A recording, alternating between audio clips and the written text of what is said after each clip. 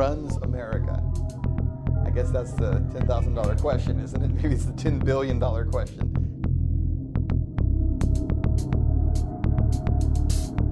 America and most countries of the world really are run by a very small percentage of the population. Not even the President of the United States. It's the money men.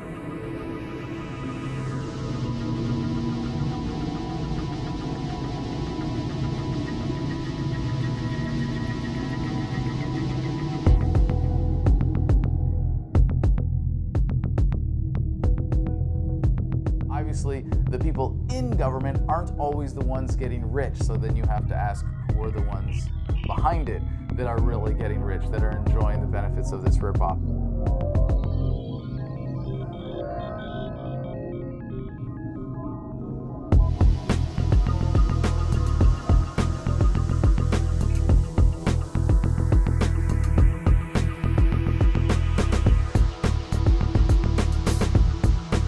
What happens if we slice through the back of that system?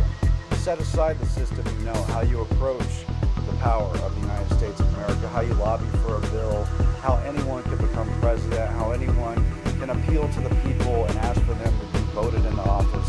What happens if you go behind the scenes and just open the panel door and see how the system of power is really wired?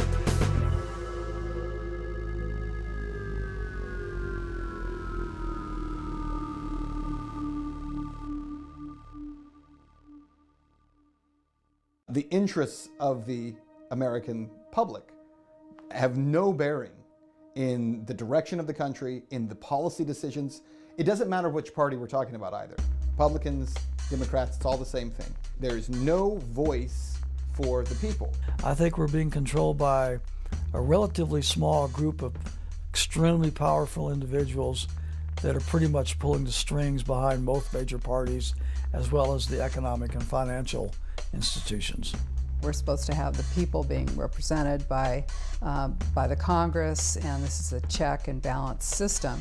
But instead, you have all branches of government owned by major corporations. The folks who run America are the people who operate behind the scenes to make sure that the person who is in the seat of president and Congress and the people who we elect are the people that will do their bidding. I think what you see is what it is, and who runs America are the banks and the multinationals. It's as simple as that as I see it, and they're the ones that have made all the decisions that have put us in the place that we're in now. In 1937, Ferdinand Lundberg, who'd been a writer with the Wall Street Journal and other financial publications, wrote a book called America's 60 Families. And in that book, he documented that the country was being run by an oligarchy of the wealthiest families, including the Mellons and the DuPonts and the Morgans and the Rockefellers and the Warburgs. And he showed that they were running the country as an invisible government behind the democracy that we see upon the surface. In fact, a study by Princeton University has come out saying that the United States is more of an oligarchy than it is a republic or democracy. Why? Because the public has no say in the policies and in the system that's been set up by politicians. Go back to 2008. Financial crisis is going on. Henry Paulson, U.S. Treasury Secretary. Where did he come from? Goldman Sachs, right, CEO. Gets in front of the American people and tells us that he's going to save us little people from the problems we have in the real estate market.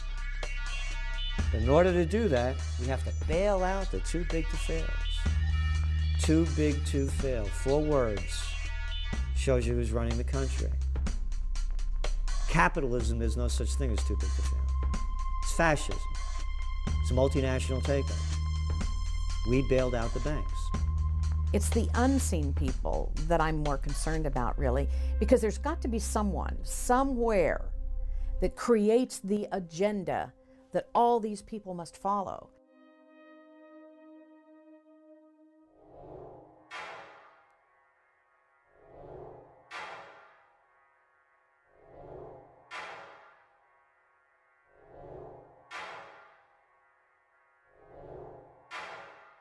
In the late 19th century, wealthy monopolists, most prominently John D. Rockefeller and J.P. Morgan, were growing in economic and political power. Americans were increasingly alarmed at Wall Street's domination of both the Democrat and Republican parties. This led, in the 1890s, to the formation of the grassroots Populist Party. The Rockefeller-Morgan axis decided to distract Americans with a new enemy: Spain. The choice was not coincidental. Spain ruled Cuba, which by the 19th century had become the world's richest colony and largest sugar producer. National City Bank coveted Cuba's white gold as a complement to Standard Oil's black gold. The Yellow Press, led by William Randolph Hearst, New York Journal, began inundating Americans with fabricated tales of Spanish oppression. Spaniards feeding Cubans to sharks, roasting Cuban priests, slaughtering hospital patients where no hospital even existed. The decision to send the Maine to Havana was made at a secret White House meeting of which no minutes were kept. The Spanish government was not expecting the Maine when it sailed into Havana harbor. Captain Charles Sigsbee, captain of the Maine, said, "It became known to me afterward that the Maine had not been expected, even by the United States Consul General." By what oversight was no one in Havana notified of the battleship's arrival? However, no shooting erupted. The Spanish permitted the Maine to dock. For 3 weeks, the Maine sat in Havana harbor. In the meantime, the Yellow Press drove anti-Spanish feelings to fever pitch. William Randolph Hearst paid bribes to have the correspondence of the Spanish ambassador spied upon. One letter, critical of McKinley, was stolen and reprinted in Hearst's journal under the headline, "The Worst Insult to the United States in Its History." 2 days later, a horrific explosion tore apart the Maine. 266 men were killed.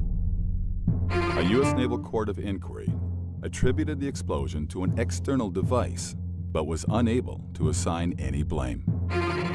The Yellow Press had no reservations. The bombing, they claimed, was the work of the Spanish government. Americans were goaded into war with the battle cry, "Remember the Maine."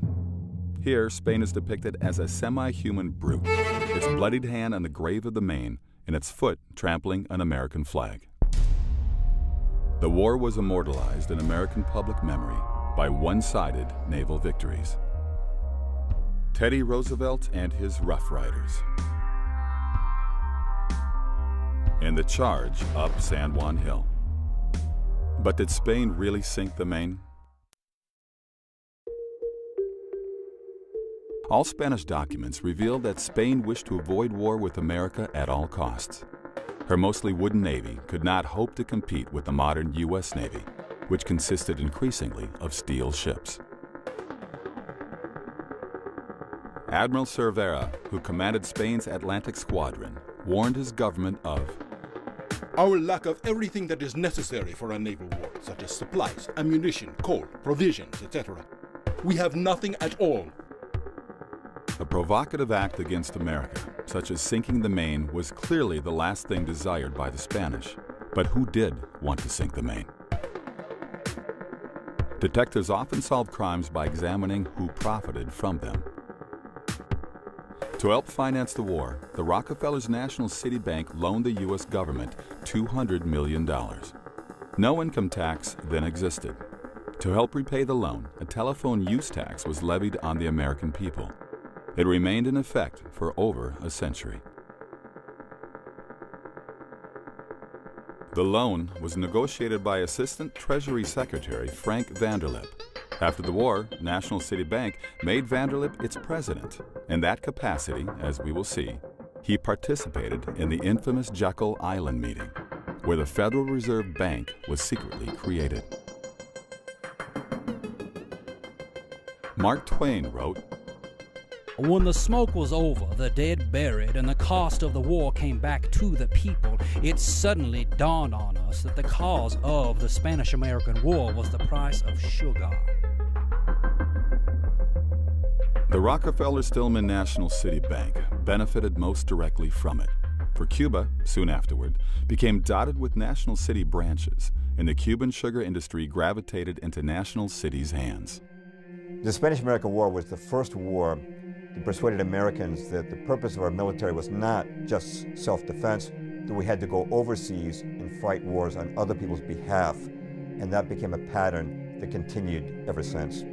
So without William Randolph Hearst, who championed this and who maybe was one of the people that stood to gain from the new possession, gain from the Spanish-American War, without him and without Hearst newspapers, there would have been no problem with the Maine. The phrase false flag, I think, is becoming more and more familiar to more Americans than it used to be.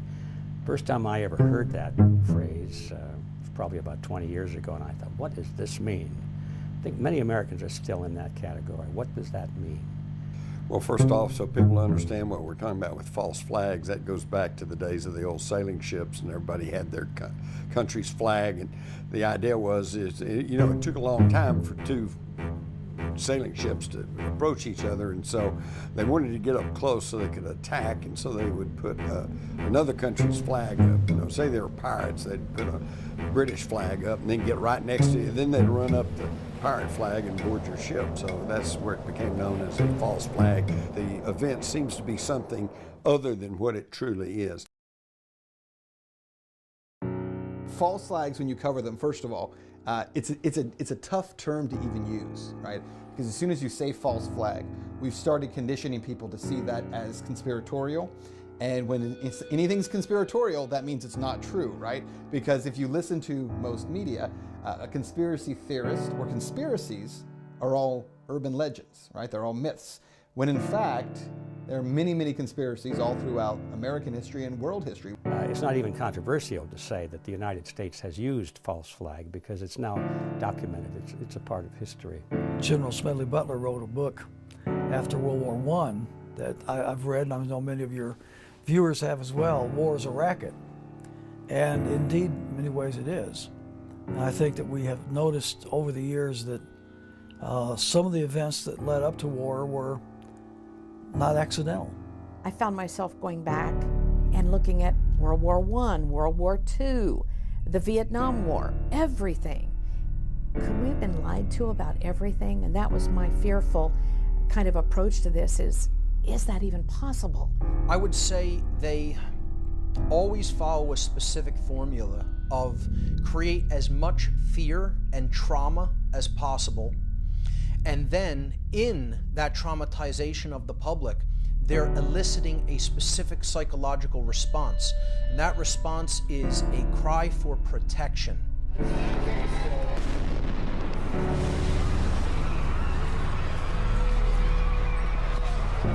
False flags have always been necessary to generate the kind of fear of outsiders or the imagined enemy that governments need in order to support the ridiculous policy of war in the first place.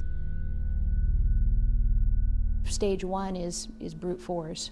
Stage two is staging something or creating an external enemy so that you then become the rescuer and people do what you say out of sheer fear. And then stage three is really getting to the point where you don't even require enemies any longer, where you can simply convince people through psychological manipulation to do the thing that you want them to do.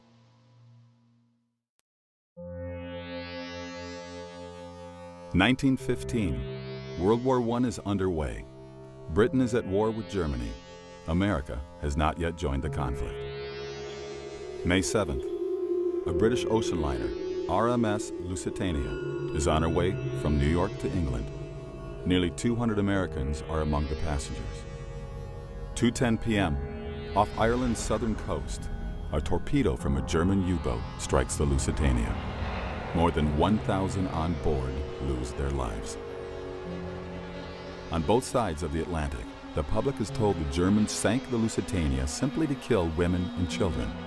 The tragedy fans outrage and moves America closer to declaring war. In propaganda, Germany replaces Spain as the ape. Because nearly every conflict the U.S. has been involved in the 20th century has been based on a false flag pretext event, and the Lusitania is no different. That's how they got us into World War I. At the time, statesmen, senators, the American people in general wanted to mind their own business. They had a great industrial engine inside the United States. They were able to freely trade throughout the world and had no reason to engage in World War I. It wasn't their business.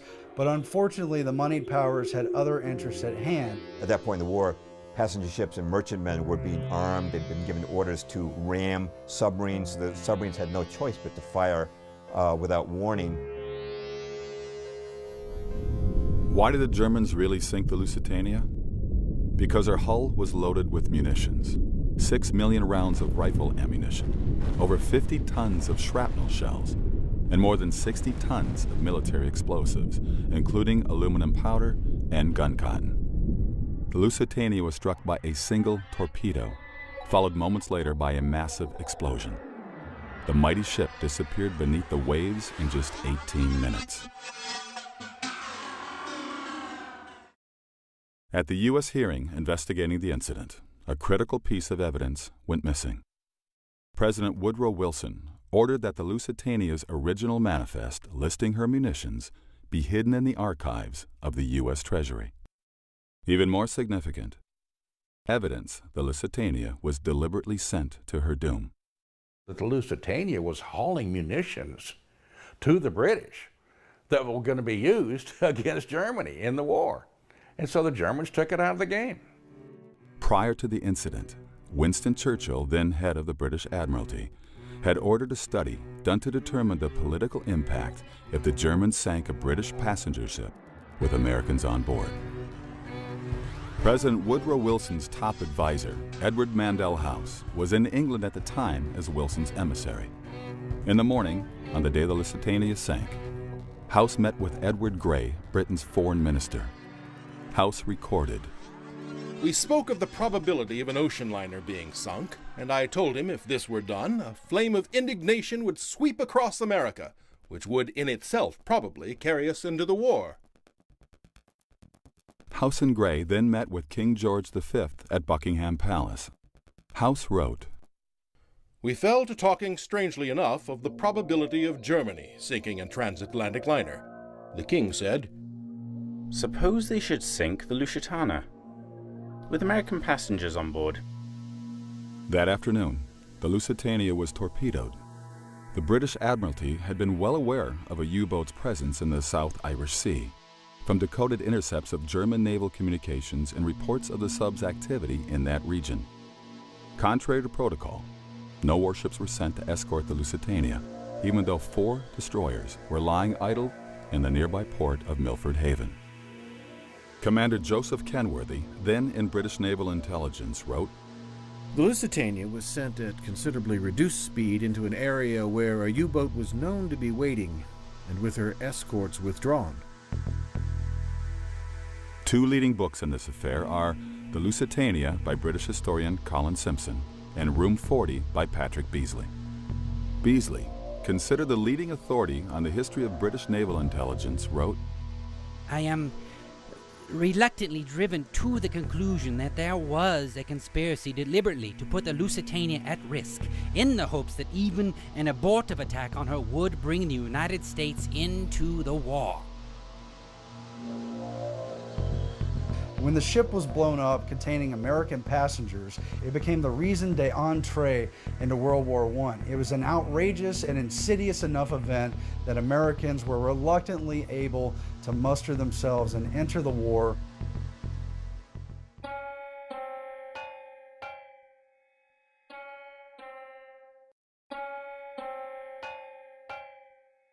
I think the most stunning example where there is so much historical evidence that no one even challenges anymore is the attack on Pearl Harbor. Every time that anniversary comes around, we focus on Pearl Harbor Day because we want people to know the truth and want them to stop buying into the lies. December 7, 1941, the Japanese Navy attacks the United States fleet at Pearl Harbor in Hawaii, sinking or heavily damaging 18 naval vessels and leaving over 2,000 Americans dead. This is the event that propels America into World War II. I had pretty much the same view that most Americans have, and that it was a dastardly attack. As President Roosevelt said, it was a day of infamy, you know. It goes down in history now for having been such a sad, sad time. December 7th, 1941, a date which will live in infamy. The United States of America was suddenly and deliberately attacked by naval and air forces of the Empire of Japan. Congress declares war, but the public wants to know why America was caught off guard. President Roosevelt appoints a commission to answer this question.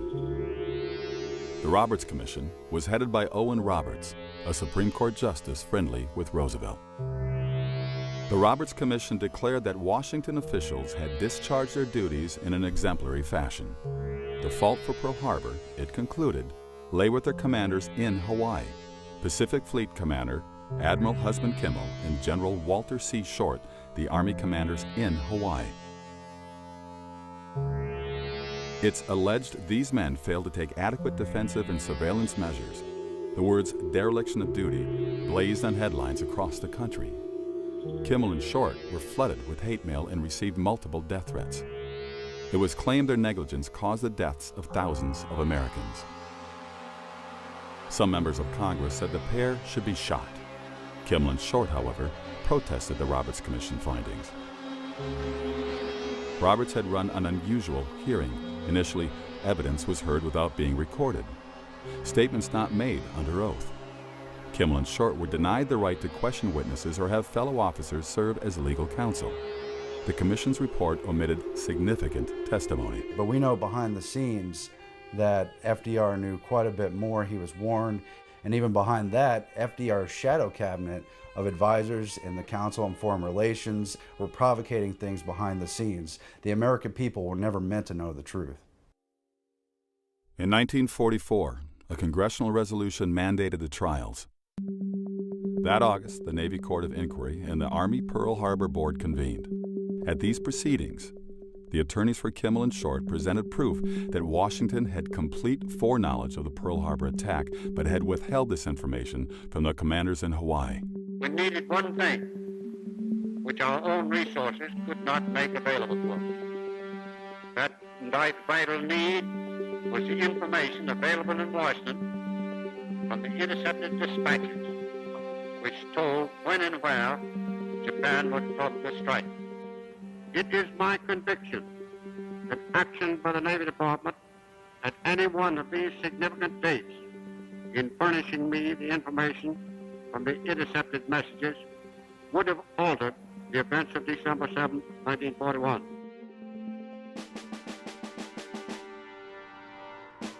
Outraged, the Navy court exonerated Admiral Kimmel and laid the blame squarely on Washington, D.C. The Army Pearl Harbor Board concluded Washington had full foreknowledge of the attack. Its report closed with these words. Up to the morning of December 7, 1941, everything that the Japanese were planning to do was known to the United States. But the American people did not learn the results. The Roosevelt administration ordered the trial verdicts to be made confidential. He discovered later that his own superiors had gone to great lengths to make sure that he, Admiral Kimmel, did not have the information that was available in Washington.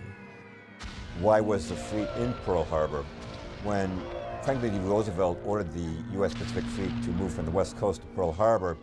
The fleet commander, J.O. Richardson, went to Washington and he protested this decision. He said, Mr. President, our ships will be boxed in like sardines in Pearl Harbor. Hawaii is approachable from 360 degrees by potential attackers. We'll have to resupply across 2,000 miles of Pacific. The only reason President Roosevelt could give Richardson for putting the fleet in Pearl Harbor was he said it would deter Japanese aggression. Well, as of December the 7th, 1941, everyone knew that putting the fleet in Pearl Harbor did not deter Japanese aggression. A breakthrough came in 1982 with the publication of Infamy by John Toland, the Pulitzer Prize winner known as the Dean of World War II historians. By the time of Toland's book, witnesses and information had emerged that had been previously unavailable.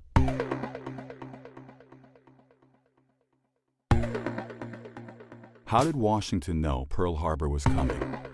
First, through decoded diplomatic messages. The Japanese used a code called Purple to communicate with their embassies and major consulates. Its complexity required enciphering and deciphering by machine. The Japanese considered the code unbreakable. But in 1940, U.S. Army cryptanalysts cracked it and devised a facsimile of the Japanese machine. As a result, U.S. intelligence was reading Japanese diplomatic messages, often on a same-day basis. Copies of the deciphered text were promptly delivered to President Roosevelt, as well as Army Chief of Staff General George Marshall and Secretary of State Cordell Hull. These messages revealed that the Japanese planned to rupture relations with America and had ordered their Berlin embassy to inform the Germans, their allies, that the breaking out of war may come quicker than anyone dreams. We were not going to go back into Europe because it had cost so many American lives in World War I, which was already dubbed the war to end all wars. Why would we possibly go back again when the American people knew full well it wasn't in their interest? Pearl Harbor was absolutely necessary because, like all Democrats, FDR ran on a non-intervention and no-war platform. There's absolutely no way that the people would have again been sucked into this meat grinder. So although that is not classically a false flag because the Japanese actually did the attack, it fits under that umbrella because we find out that the U.S. government wanted the Japanese to attack. They left certain ships all next to each other so they could be more easily hit and got the more expensive and newer and more capable ships out of there so that they would not become collateral damage. Brigadier General Elliot Thorpe was the U.S. military observer in Java, then under Dutch control. In early December 1941, the Dutch Army decoded a Japanese dispatch forecasting an attack on Hawaii. They passed the information to Thorpe, who was so alarmed he sent Washington a total of 4 warnings. Finally, the War Department ordered him to send no further warnings regarding Pearl Harbor. Duško Popov was a Yugoslavian double agent whose true allegiance was to the Allies. Through contact with the Germans, Popov realized the Japanese were planning to bomb Pearl Harbor. He notified the FBI. Subsequently, FBI Director J. Edgar Hoover stated that he had passed this information on to Roosevelt. Iowa Senator Guy Gillette and Texas Congressman Martin Dies also later stated they had received advance information concerning the attack, which they shared with the president. Roosevelt told them to leave it in his hands. In Day of Deceit, The Truth About FDR and Pearl Harbor, Robert Stennett proved from documents obtained through the Freedom of Information Act that Washington was not only deciphering Japanese diplomatic messages, but naval dispatches also. The most significant was sent by Admiral Yamamoto to the Japanese First Air Fleet on November 26, 1941. The task force, keeping its movement strictly secret and maintaining close guard against submarines and aircraft, shall advance into Hawaiian waters, and upon the very opening of hostilities, shall attack the main force of the United States fleet and deal it a mortal blow. The first air raid is planned for the dawn of X day. Exact date to be given by later order. Whether we're looking at something like Pearl Harbor, which is now an admitted false flag event, or it's an event that was clearly allowed to occur, it was known about and no action was taken to prevent it or stop it. So that could qualify as a false flag event. Whether you're looking at an event that, like the Gulf of Tonkin, which was a fake false flag event. It was something that we were told occurred and actually didn't even occur. This has been called by some researchers, like David Icke, for example, as no problem reaction solution. You don't even have to have the actual physical event take place. You only need the perception of it to take place. In retaliation for this unprovoked attack on the high seas, our forces have struck the bases used by the North Vietnamese patrol craft. In many cases, these individuals who plan these events, they're playing chess while we're not even playing checkers yet. You know, we have to understand what they're doing. The event isn't as important as the underlying psychology that the event is done to elicit. And until we understand that pattern, we're not going to be streetwise to the technique. In the event of a further attack upon our vessels in international waters, we are to respond with the objective of destroying the attackers. You look at those Vietnamese, man, up in north. We better stop them right away.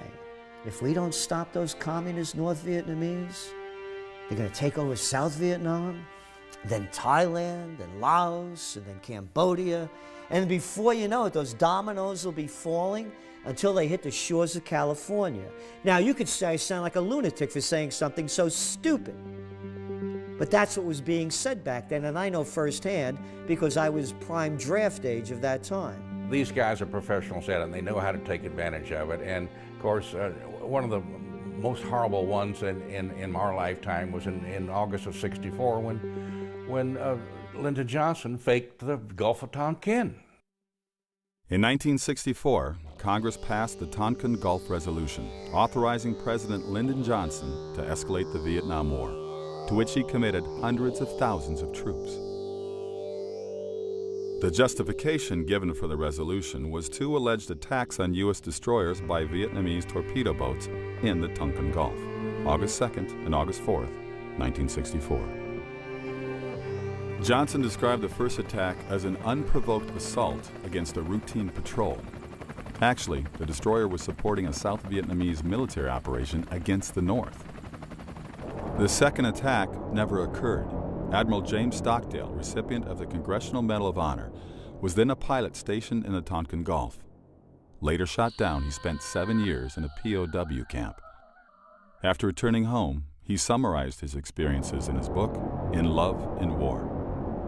Stockdale was called to the scene of the alleged August 4th attack, but saw no Vietnamese boats during 1.5 hours of overflight.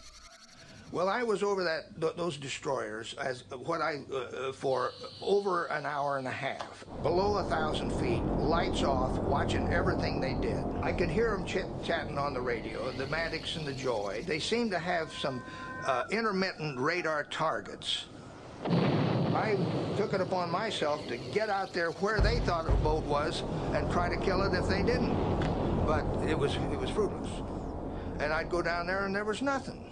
I felt it was a bad portent that we seemed to be under the control of a mindless Washington bureaucracy, vain enough to pick their own legitimacies regardless of the evidence.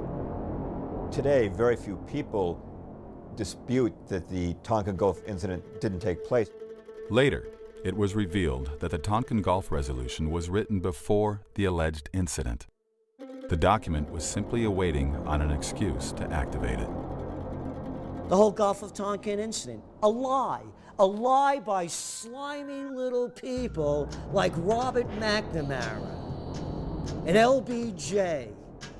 And every one of those people knew it was a lie, and they sacrificed the lives of 60,000 American boys, destroyed the lives, limbs, and minds of hundreds of thousands of others, killed over 3 million Vietnamese, napalmed it, Agent Oranged it on lies. They died in a just cause for defending freedom, and they will not have died in vain.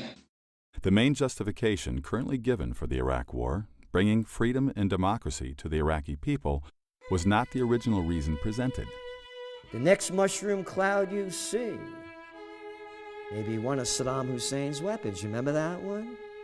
Last November 8th, this council passed Resolution 1441 by unanimous vote. The purpose of that resolution was to disarm Iraq of its weapons of mass destruction. It was claimed Saddam Hussein possessed weapons of mass destruction, or WMDs, threatening world security. This council placed the burden on Iraq to comply and disarm, and not on the inspectors to find that which Iraq has gone out of its way to conceal for so long.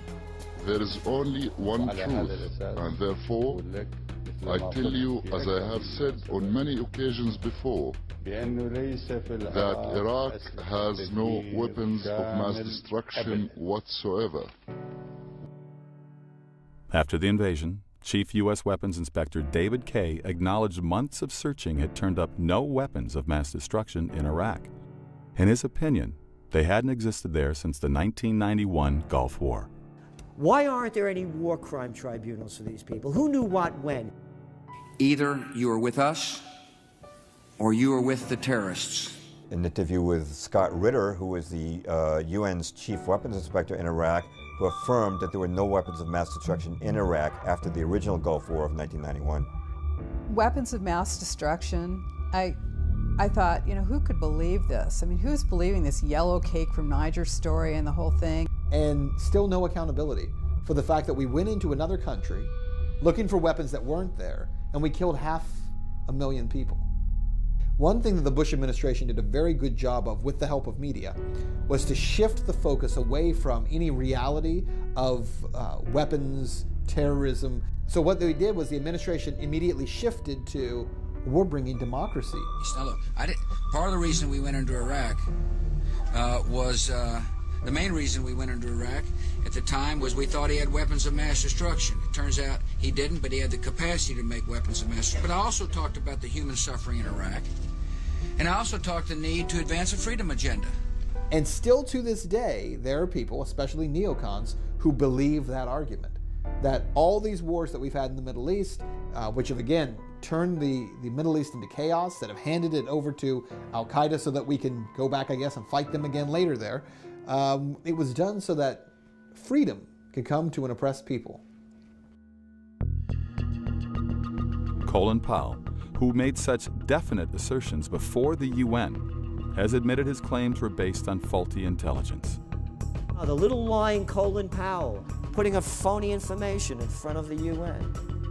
These are Saddam Hussein's mobile weapons of mass destruction labs. It's one lie after another. Looking at these wars, Spanish-American, World War II, Vietnam, and Iraq, one could soundly argue that in each war, American involvement was based on a deception, false pretext, or to put it charitably, mistaken pretext. One lie after another. Keep pouring them out. These are sick people and nobody wants to call a spade a spade. Could this really be one giant coincidence? Patterns of this scale generally do not happen by accident. To find the answer, deeper questions remain. When our country was founded, it was founded by an elite group. The founding fathers were the educated ones, the ones who had land, the ones who'd studied in Europe, the ones who'd read history and philosophy. And thank God it was that way. It's still true in America today, but the elite has changed. It's a great debate of whether or not we're founded on our lineage and our heritage of the Constitution and Bill of Rights or from hidden interests. Who runs the country? Well, the political parties run the country, but we all know the political parties actually don't do anything on their own. I think the reality is that we're probably ruled, for the most part, by an oligarchy. The people still elect members of Congress, but beyond that, once someone is in Congress, the special interest groups take over, the lobbying firms take over, very wealthy families take over, and the people have absolutely no voice. A super elite, very powerful, very wealthy individuals who have, I will use the word, conspired together to take advantage of the opportunities afforded them in their positions of power and influence to pretty much determine the direction and the course of our country, irrespective of the wishes of the American people. I think in any culture, in any country, you can look to who has the money. The people with the money typically tend to wield the power. And the best way to do that is to do it from behind the scenes, because then if people become angry with the way power is being wielded, they don't come after you, they come after the puppet standing in front of you. We all know about a lot of wealthy people, Warren Buffett and Donald Trump, and but these are the guys that you hear about. The people, they've got lots of money, yeah, but the people with the real power, you don't even hear their names. we start seeing all of these names of large corporations that come together over and over again, and then they get intertwined into events that take place, and then we start to see there's a pattern and there is a real agenda. In America's 60 Families, Ferdinand Lundberg wrote, "The United States is owned and dominated by a hierarchy of its 60 richest families, functioning discreetly in a de jure democratic form of government, behind which a de facto government, absolutist and plutocratic, has gradually taken form. This de facto government is actually the government of the United States, informal, invisible, shadowy." Among the 60 families Lundberg named were the Rockefellers, Morgans, Mellons, Vanderbilts, DuPonts, Astors, and Warburgs. Through inherited fortunes, they remained entrenched in power from one generation to the next. These families frequently acted in concert to pre-select presidential candidates of both Republican and Democratic parties, and, as Lundberg documented, acquired sweeping ownership of America's major newspapers. For the last several decades, let's admit, the powers that be have pretty much been the ones that have really made the decisions irrespective of the will of the American people. This power structure has been called the establishment. Syndicated columnist Edith Kermit Roosevelt, granddaughter of President Theodore Roosevelt, described it. Establishment is a general term for the power elite in international finance, business, and government, who wield most of the power regardless of who is in the White House. Most people are unaware of the existence of this legitimate mafia, yet the power of the establishment makes itself felt from the professor who seeks a foundation grant to the candidate for a cabinet post or State Department job. It affects the nation's policies in almost every area. In America, in principle, power is supposed to belong to the people. Voting sustains the public perception that it retains power. However, the establishment has ways of getting around our electoral system. First, through their influence within the major parties as well as the media, they can usually predetermine the Democratic and Republican nominees for president. For years, I would tell people, if you don't go vote, you haven't got any right to gripe about what goes on because you're just not even part of the process. But I've quit saying that because now, even if you do go vote, in many instances, it doesn't really matter. Oh, and I love the baloney that they keep shoving out every election. You know, if you don't vote, then you get what you deserve. No, if you vote, you get what you deserve. A lesser of two evils? What sick person would vote for a lesser of two evils? In 1976, Jimmy Carter was elected president. 7 months before the Democratic convention, the Gallup poll reported less than 4% of registered Democrats favored Carter for president. Outside Georgia, where he was governor, few people knew who he was. What happened? There's a new mood in America. We've been shaken by a tragic war abroad and by scandals and broken promises at home. Carter received a media blitz, including adulatory pieces in the New York Times and a Wall Street Journal editorial declaring him the best Democratic candidate. The TV networks inundated the public with his image. Before the nominating convention, his picture appeared on Time's cover 3 times and Newsweek's cover twice. Time's cover artists were instructed to make him look as much like John F. Kennedy as possible. How did Carter acquire this media following? It began with dinner at the Tarrytown, New York estate of David Rockefeller. Present was Zbigniew Brzezinski, who helped Rockefeller found the Internationalist Trilateral Commission, and whom Carter would later appoint National Security Advisor. Senator Barry Goldwater said of this meeting, David Rockefeller and Zbigniew Brzezinski found Jimmy Carter to be their ideal candidate. They helped him win the nomination and the presidency. To accomplish this purpose, they mobilized the money power of the Wall Street bankers and the media controllers. Carter thus received the nomination. A similar process has anointed campaigns of other major party presidential nominees of the last few decades. The people have no real say, including in who is elected to office. in this country. I mean, consider this. In the United States, about 50% of the population are no longer affiliated with Republicans and Democrats. So 50% of the population is not voting for Republicans or Democrats. Tell me which national election, member of the House, member of the U.S. Senate, a president has been elected in the last 100 years who was not a member of one of those parties. Now, how is it possible that half the country isn't voting for Republicans or Democrats because they're not affiliated with those parties, and yet those are the only two options that we still have? I mean, I think that demonstrates to people how corrupt the system is, because you are literally kept from having any other option and any other choice.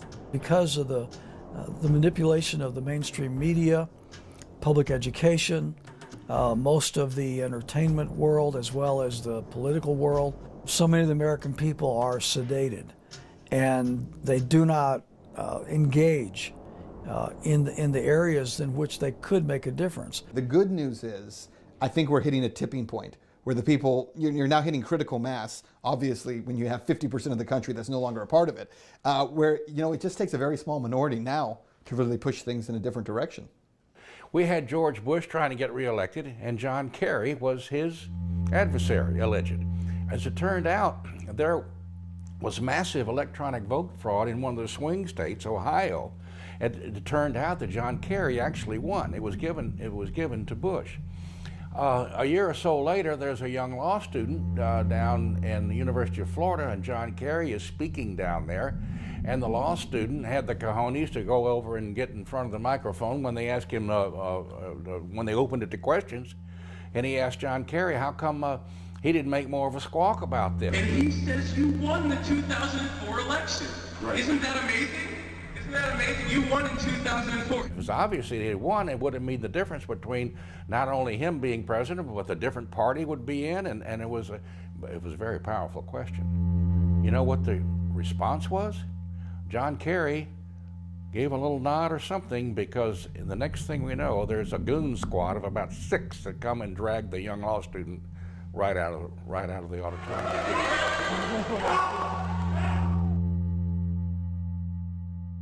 However, the establishment has an even more powerful means of influencing the will of the people.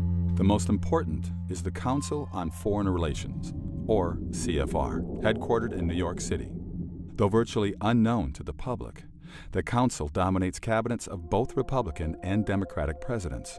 When you look at where the wires are connected to the centers of power, you will find again and again that places like the Council on Foreign Relations don't just float ideas, they provide solutions. You often find members of the Council on Foreign Relations being appointed to various positions in government or industry, for that matter, and you see them in the revolving door going back and forth between business and regulatory agencies and stuff like that. The big question is, how substantive is the CFR on global affairs? Since its founding in 1921, the CFR has produced 21 Secretaries of War and Defense, 19 Treasury Secretaries, 18 Secretaries of State, and 16 CIA Directors. And what is the Council's goal? The Council on Foreign Relations is a fairly interesting entity to me. And the reason for that is because they have so many members of the CFR who are in media. I think the CFR exerts tremendous influence over our government, our media, and our centers of education, more so than most people would want to admit. The Council on Foreign Relations is a very important nexus point, but it's just a vehicle for the larger aims of those who have an agenda. But it's an important vehicle. It's a ring of power that is an engine to encircle the whole world. Once in a while there'll be a spokesperson on major media, and he'll be introduced as such and so, and they'll give credentials, and then they'll mention a member of the Council on Foreign Relations. But that just, it sounds so innocuous. It just passes, some council that deals with foreign policy, so people don't remember that. The number one thing people need to know is that when you have so many members of media who are a part of those organizations or that organization, you have lost the ability to have anyone criticizing globalist agenda or globalist viewpoints, because they are members of an organization that pronounces its view is to create, globalism. They have seized upon foreign policy, economics, and trade to get around the bounds of the Constitution and put their global system on top of America. When I wrote The Shadows of Power, the main concern I had was that maybe I'd gone too far in attributing our foreign policy to this invisible government. Now it's 26 years later, we've had the arrival of the internet, I've had access to information I never had access to at the time I wrote that book. And my conclusion is that it's not that I went too far, but I didn't go far enough.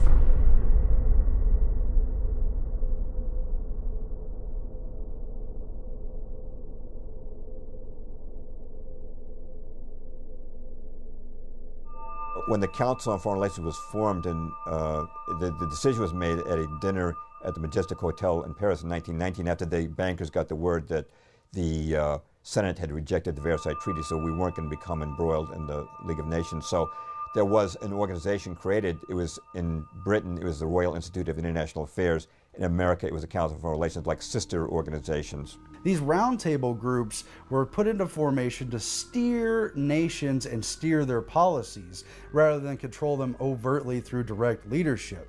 They worked through secret maneuvers. The Cecil Rhodes Secret Foundation Trust had been involved not in nation building, but in nation manufacturing in the southern part of Africa. And now they wanted the entire world. Now, how do they control American government policy?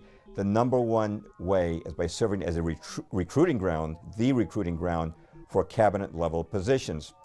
You've probably noticed that a lot of people in U.S. cabinets come from the big multinational corporations. How does that happen? Well, the Council on Foreign Relations will invite executives from Citibank or Exxon or Halliburton or Bechtel into the council. They'll attend maybe a study group, attend some dinners, hear some speeches by people like Henry Kissinger, Zbigniew Brzezinski. Now they become experts on policy, and now you see them showing up in the State Department or another major department. When you have one organization controlling the cabinet with a uniform viewpoint, whether the president is Republican or Democrat, naturally you're going to get uniform policies. Here are some of the prominent members of the CFR, Council on Foreign Relations. George Herbert Walker Bush, Bill Clinton, Sandra Day O'Connor, Dick Cheney, Les Aspin, Colin Powell, Robert Gates, Brent Scowcroft, Jesse Jackson Sr., Mario Cuomo, Dan Rather, Tom Brokaw, David Brinkley, John Chancellor, Marvin Kalb, Diane Sawyer, Barbara Walters, Cyrus Vance, Paul Volcker, Henry Kissinger, George Shultz, Bruce Babbitt, Howard Baker, Samuel Berger, Elaine Chao, Dianne Feinstein, Ruth Bader Ginsburg, Chuck Hagel, Gary Hart, John McCain, George Mitchell, Bill Moyers, Jay Rockefeller, Donna Shalala, Strobe Talbot, Fred Thompson, Robert Zoellick, Richard Nixon, Hubert Humphrey, George McGovern, Gerald Ford, Jimmy Carter, John Anderson, Walter Mondale, Michael Dukakis, Al Gore, John Kerry, on and on. I mean, you notice first of all that you're talking Republicans and Democrats, conservatives and liberals. You're talking people in every area of government and news media. You're talking education establishment. You're talking basically the key establishment institutions of the country are all infiltrated with Council on Foreign Relations members. Why is this institution so powerful that no matter whether it's a Republican or a Democrat in the White House, they are going to fill their administration with members of the CFR? Admiral Chester Ward, former Judge Advocate General of the U.S. Navy, was a CFR member for 16 years. Before resigning in disgust, he stated the Council's objective. Submergence of U.S. sovereignty into an all-powerful one-world government. This lust to surrender the sovereignty and independence of the United States is pervasive throughout most of the membership. This is a man who was also invited to become part of the CFR and was a member for a few years until he recognized what the CFR was all about. After finding that out, he withdrew his membership from the CFR, and then he did his best to inform the American people as to what the CFR was all about. The Council's journal, Foreign Affairs, has pushed for world government for over 90 years. In its first year of publication, 1922, it declared, Obviously, there's going to be no peace or prosperity for mankind so long as it remains divided into 50 or 60 independent states. The real problem today is that of world government. When you put all of that together, you recognize that the CFR, the Trilateral Commission, is nothing more but an elaborate attempt to, as they say themselves, make an end run around national sovereignty, diminish the independence and autonomy of the United States, and merge it into this global governing institution that they, of course, foresee themselves running.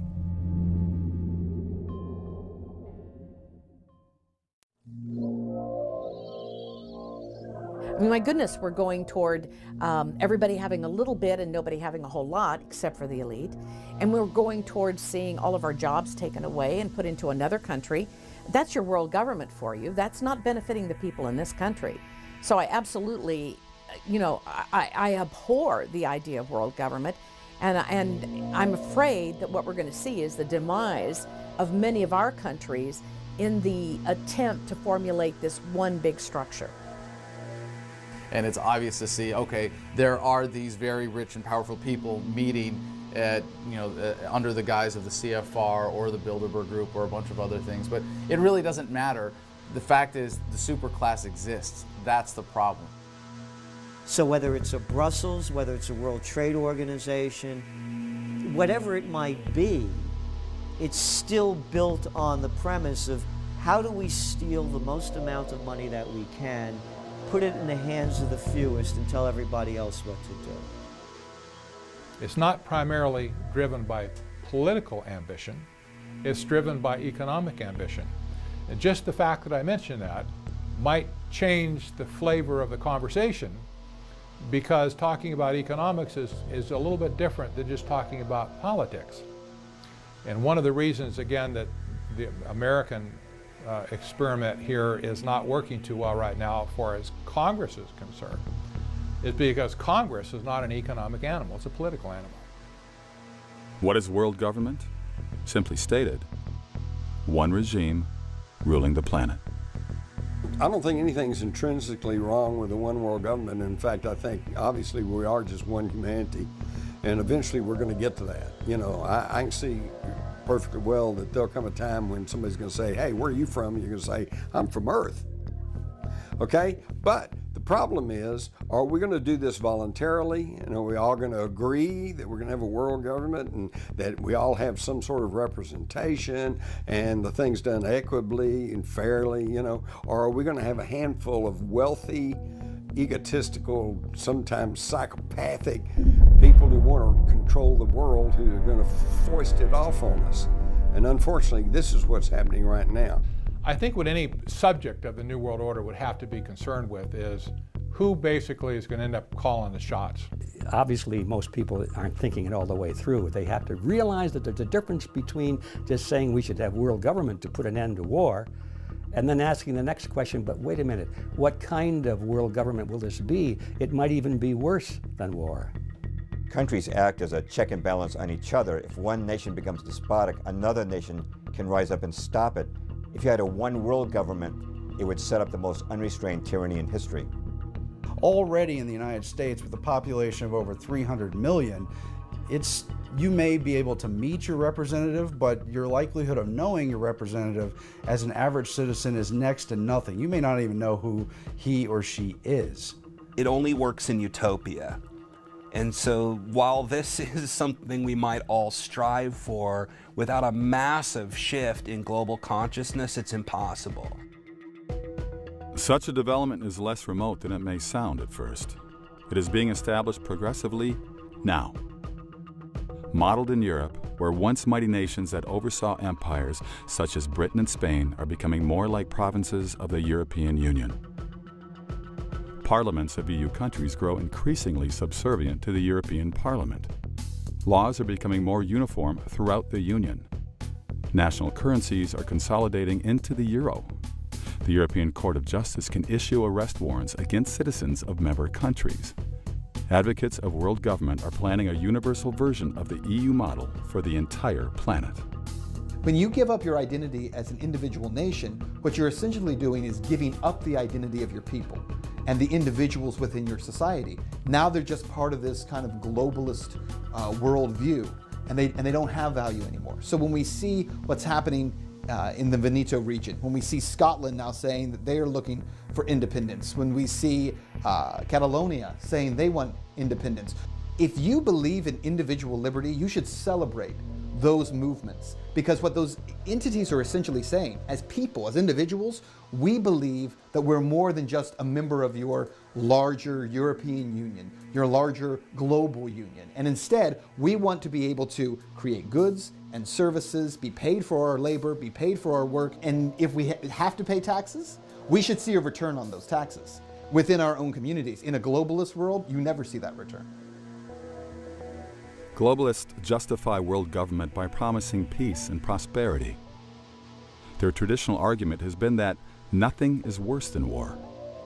And wars occur because the world is divided into nations who keep fighting. They say if we replace nations with a world government, war would end. And mankind would live as one happy family in peace and prosperity. However, this pretext is flawed. Rudolf Rummel, Professor Emeritus of Political Science at the University of Hawaii, published a study demonstrating that in the 20th century, 6 times more people were killed by their own governments than by wars. In other words, wars are not the deadliest thing. Governments are. What we know from the 20th century, that in nation after nation after nation, governments that became extraordinarily powerful had a very disconcerting tendency to kill their population. So you can look, for example, at the Soviet Union. Under Stalin, 60 million people killed. You can look at China under Mao Zedong. Some estimates say well over 100 million people killed. Some even say 200 million people killed. You can look at Nazi Germany as the example that probably most viewers are familiar with. Example after example, even ones that most people haven't even heard of. The problem with world government is the same problem as with any government. Government is controlled by force. The more you concentrate that power, the worse it is. You could make the case that world government might be only as bad as local government, but obviously the bigger, the more concentrated that exploitation racket becomes, the greater chance there is for corruption. All human authority is jurisdictional and limited.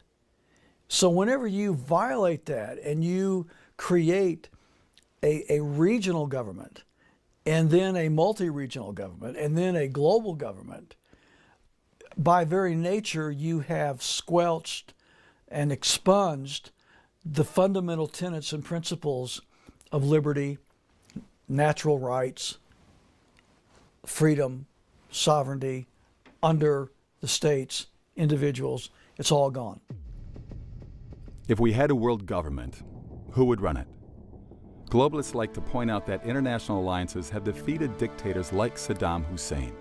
But what if a man like Hussein took over a world government? Today, if a tyrant enslaves a nation, its people may hopefully escape to another country. But if a dictator ruled a world government, where could anyone escape?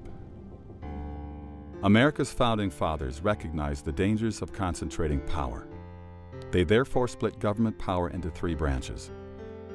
In the Founding Fathers' original vision, the power of the entire federal government would be held in check by the states.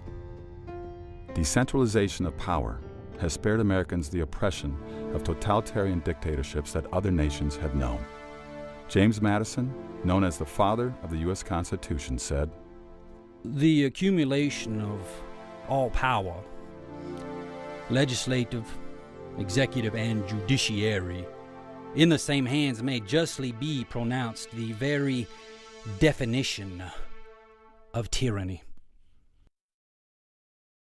If we follow the money to see who is behind the Council on Foreign Relations, it becomes clear that the U.S. foreign policy establishment is intimately linked to Wall Street and the banking establishment. Americans know they have inflation. In 1962, a postage stamp cost 4 cents. Today, 49. A candy bar cost a nickel in 1962, now around $1. Since 1913, the dollar's purchasing power has declined over 95%. Inflation is not inevitable. This graph depicts American price levels since 1665. There was no net inflation for the first 250 years.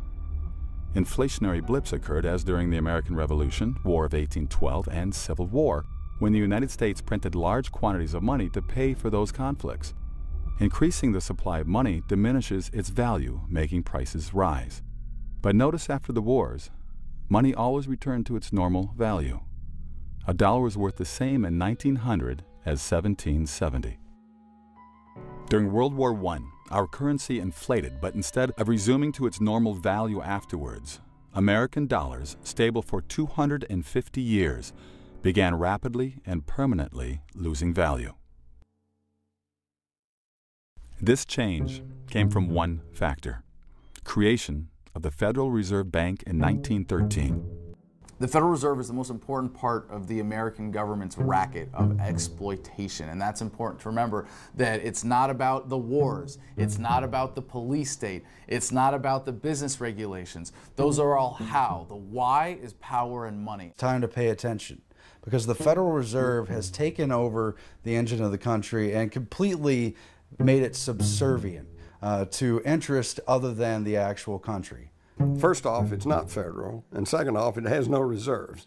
Okay, so the whole thing's a fraud to begin with. The Constitution gives the Congress the power to coin money, but we've lost that by giving our power to a private corporation. Janet Yellen is current chairman of the Federal Reserve Board. She was preceded by Ben Bernanke and Alan Greenspan. The Fed chairman has been called America's economic czar, largely because the chairman and board set U.S. interest rates, which impacts the stock market. If interest rates rise, CDs and other interest-bearing securities appear more profitable, causing money to flow away from the riskier stock market. However, when interest rates fall, investors tend to favor stocks. Janet Yellen, the Fed chair, the new Fed chair, is going around saying that she will continue these policies of this quantitative easing, as it's called, which is essentially just the printing of money. And they're going to continue it until they can get the unemployment rates down. And she gives examples. She's talking like a president now, giving examples of the young woman that she's met in this community who struggles because she works multiple jobs. She's a single mom, and it's very difficult for her. Yeah, well, I'm sure it is difficult for her. But what no one ever tells you in media is that the reason that we have so many people struggling in this country is due in large part to the Federal Reserve Bank. People who are closest to the money are the ones who get the greatest benefit. So whoever has had their hands on not just the Federal Reserve, but the whole infrastructure around it, the global banks that are peddling the Federal Reserve notes and the bonds and the Treasury bills and so on, the Goldman Sachs of the world, the JP Morgans and so on. These companies and these individuals have consistently gotten rich beyond anybody's wildest imagination. The rest of us consistently have gotten poorer beyond our wildest imagination as well, so that the value of the dollar today is somewhere around 1.5% of what it was in 1913. You know, the United States dollar, the Federal Reserve note dollar, has lost 98% of its value in the last 100 years. So if, number one, your first mandate is to protect the value of the currency, you failed. The second mandate on unemployment, as I mentioned, when the Fed chair is talking about this family that's in need and she wants to help them, how does the Federal Reserve help them? By holding interest rates low? That doesn't help families. That doesn't put food on my table. If anything, it makes it more difficult because there are more people out there saying, well, then you should go get a loan right now, borrow more money right now. As has been stated in history, you know, whoever controls the money controls. Again, it goes back to the money. It's not a world government, it's the bankers in charge. And again, the distribution of wealth right now in the United States, as everyone knows, is worse than it was at the Gilded Age over 100 years ago. They are creating currency out of nothing with absolutely no value to it, promising us that, number one, this will lead to greater wealth across the nation, which it's proven it cannot do. And number two, it will also create employment, which it cannot do. The Federal Reserve has the power to issue and create currency, but this gives it an inside track to give money at very low, if any, interest rates to its member banks, to the members of the oligarchy who control that bank. Meanwhile, it loans money to the country at interest, making incredible profits and making certain that the United States can never be sovereign again so long as the Federal Reserve exists. Thomas Jefferson, in a letter to one of his friends after he was out of office, he said, whenever public servants are paid by something other than what the people produce, the roles of master and servant are reversed. With the central bank, everything becomes consolidated in the hands of the few. Goes back to, again, 4 simple words: too big to fail. Central banks, look what they've done. They're robbing the people right in front of everybody's eyes as we speak. The Fed was established when Congress passed the Federal Reserve Act in 1913. The original legislation was introduced by Senator Nelson Aldrich, a frontman for the banking community. Few Americans today recognize his name. Nonetheless, many have heard of Nelson Rockefeller, who was Gerald Ford's vice president and long New York's governor, one of America's richest men.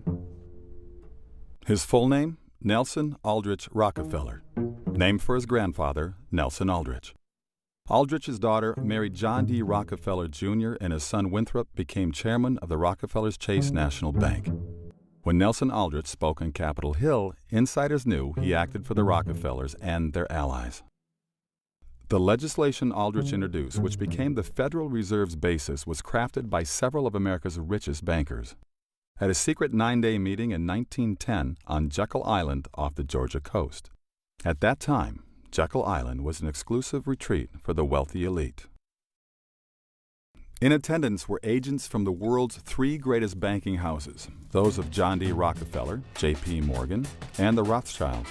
Acting for the Rockefellers were Senator Aldrich and Frank Vanderlip.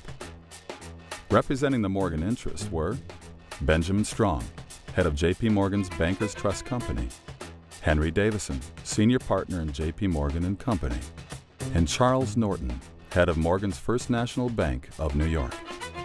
The most important figure who ran the meeting was the Rothschild's agent, Paul Warburg. Paul Warburg belonged to a German banking family associated with the Rothschilds, the world's most powerful banking dynasty, who had grown rich by establishing central banks that loaned money to European countries. Its patriarch, Amschel Mayer Rothschild, said, "Permit me to issue and control the money of a nation, and I care not who makes its laws." In 1901, Warburg immigrated to America intending to establish a similar central bank in the United States. He became a partner in Kuhn, Loeb & Company, the Rothschilds' banking satellite in New York City.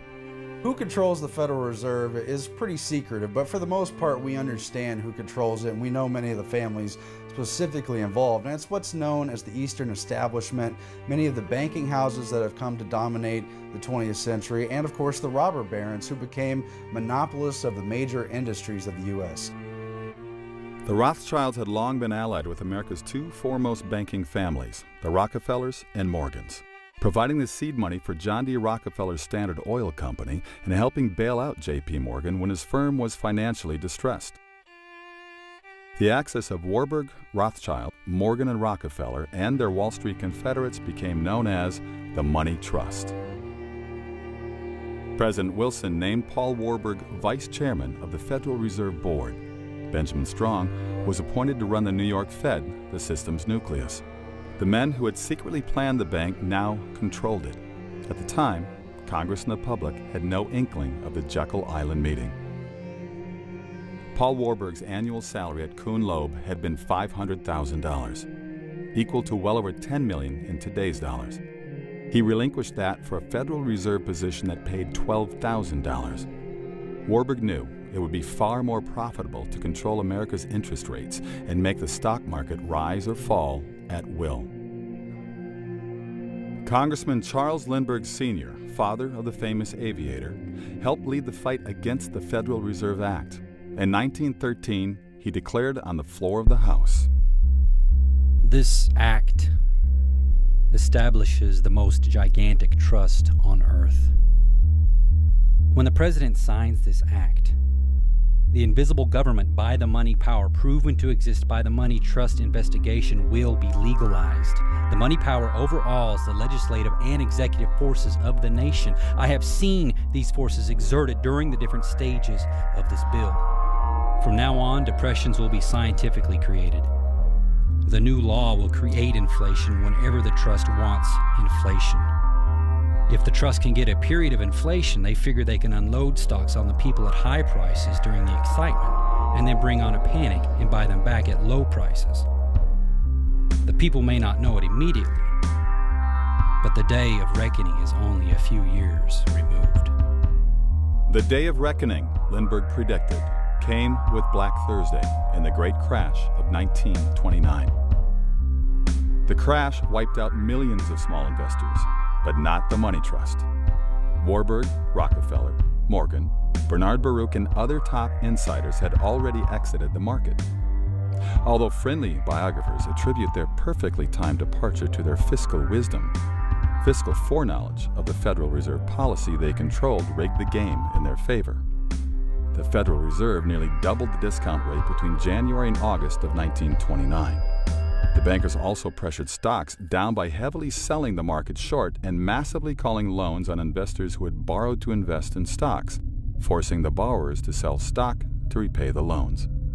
These tactics converged, generating a snowballing panic that would bring the entire country into the greatest financial depression since the Civil War. Congressman Louis McFadden, chairman of the House Committee on Banking and Currency from 1920 to 1931, had this to say. It was not accidental. It was a carefully contrived occurrence. The international bankers sought to bring about a condition of despair here, so that they might emerge as rulers of us all. Afterwards, the money trust returned to the market, exactly as Congressman Lindbergh predicted. They bought up stocks that once sold for $10 per share at $1 per share, widening their ownership of corporate America.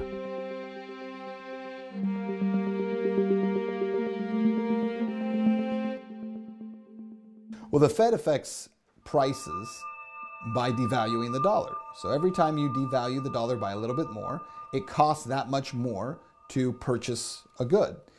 When I talk to people who are struggling with the value of their money, and they talk about the need for a minimum wage to be higher, for instance, because they say, well, we've got to make more. We're not making a living wage.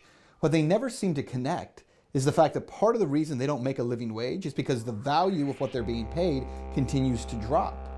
It's not what the young people are doing wrong. It's what's been done to them. When great-grandpa came here in 1900, there was no income tax back then. People today are spending about half their income on taxation. It's true when you take your federal income tax, state income tax, real estate tax, Social Security tax, sales tax, excise tax, utility tax. You are paying about half your income in taxation. Now, doesn't it make sense?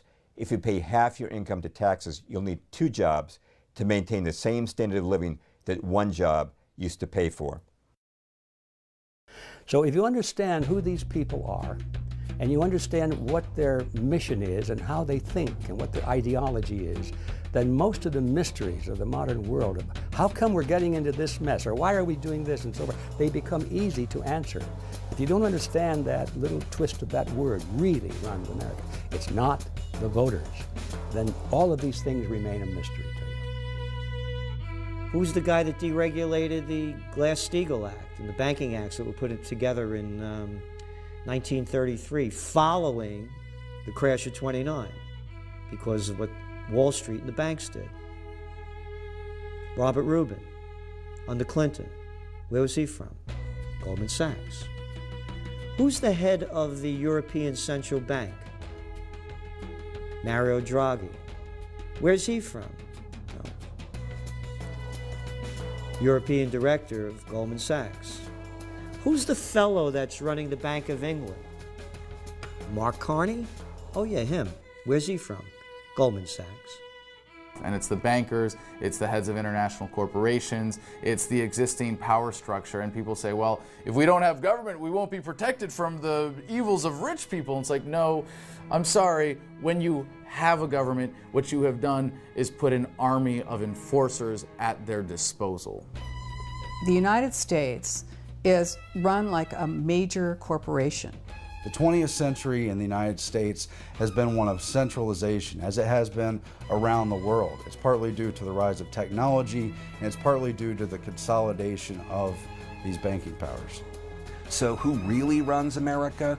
The global money paradigm really runs America, but the people, if they have consensus, and I think we can give several examples, the global food revolution is certainly one example where you see people from Occupy Wall Street and people from the Tea Party, people from all different segments of society coming together to say we want clean food. And you notice that this is maybe one of our most successful endeavors. So I like to think the truth is that the people and consensus run America, but if we don't do it and we don't spend time doing that, then the global money paradigm runs America like they run everywhere else. So it's killing everybody. It's costing everybody to live more, and everyone's earning less. The numbers don't lie. The numbers are there for everybody to look at. Median household income is below 1999 levels. Kids with college degrees, half of them have jobs that only require a high school education. They're robbing us right in front of our eyes, and you have slime-ball politicians and prostitutes on these business shows that keep the lie going. Too big to fail. What's going to kill the dollar is when people realize that it's a system of exploitation that funds oppression, that funds wars, that funds the police state, that funds all of the regulations that are keeping you from being able to conduct your business the way that's going to make you happy, and they abandon it. That's what's going to kill the dollar. Hey, the power's in our hands. Now that we know what the game is they're loaning our own money at interest and putting us in debt so far that this country will crash. Bad austerity will come to this country. This is right off the IMF's, World Bank's plans to go in and wreck countries. The chickens have come home to roost. But don't call for the end of the Fed unless you have a pretty clear idea, some kind of consensus of what we're going to have in its place. The Federal Reserve itself does not have absolute autonomy to act as it wants within the global system. It acts according to the international body of the Bank for International Settlements. The Federal Reserve, by default, inherits some of that secrecy, if you will. And we'll never know what happens, what really goes on inside the Bank for International Settlements, much less the Fed. What can be done about it? Well, not a whole lot unless Congress gets off their hands and does something about it. The most significant mechanism for forcing the US dollar on the American people and on the world as the world reserve currency is through requiring it for payments of taxation. And you can't pay your taxes even if you're engaging in barter. You're supposed to be reporting all of that. You're supposed to be paying your taxes in US dollars. So there's an inherent demand for that. There are certain things you can only use dollars for, and therefore it becomes the dominant currency. And there are some things that you really can't avoid it for. You know, if you want to park on the street here, you got to put coins in the meter. If you, are doing something in your life that exposes you to a tax liability, that means you've given the government an excuse to steal from you that is generally accepted by their enforcers. Yes, I understand there's no way around it, but there's a very simple way that you can opt out of the system by doing as much as your economic transactions as possible in non-dollar denominated currencies, either gold, silver, or what's really exciting now that's opening things up is cryptocurrency, Bitcoin being just the first of many. In January 1919, 2 months after the armistice, the delegates of the victorious powers arrived in Paris for the peace conference to draw up the terms to be offered to the defeated countries. In all, the representatives of 27 nations attended that conference. Who did Wilson appoint to head the American delegation to the peace conference? Paul Warburg, who he'd also named vice chairman of the Federal Reserve. How could Warburg, a recent immigrant, be the only person qualified for this critical position? Who did Wilson bring to Paris as chief economic advisor? Bernard Baruch, to whom he made all those campaign pledges. As always, the president was under the watchful eye of Edward Mandell House, the banker's frontman. Wilson did not invite any leading Democratic Party members to Paris. Not one senator or congressman accompanied him. Only the bankers and their entourage. At this conference, Wilson presented his famous 14 points. The most important of them called for establishing the League of Nations. Many people think he invented the League, but it originated with House and the bankers. Ray Stannard Baker, Wilson's official biographer, said, "Practically nothing, not a single idea in the covenant of the League was original with the president." Charles Seymour, House's official biographer, said, Wilson approved the House draft almost in its entirety, and his own rewriting of it was practically confined to phraseology. What were the bankers seeking in the League? World government. The Paris Conference produced the Versailles Treaty, which officially established the League of Nations. Ironically, though Wilson had proposed the League, the United States did not join. The U.S. Constitution stipulated no president could single-handedly make a treaty. The Senate had to ratify it. The Senate rejected the Versailles Treaty. Americans had helped win the war, but saw no reason to join an organization that might infringe on their sovereignty.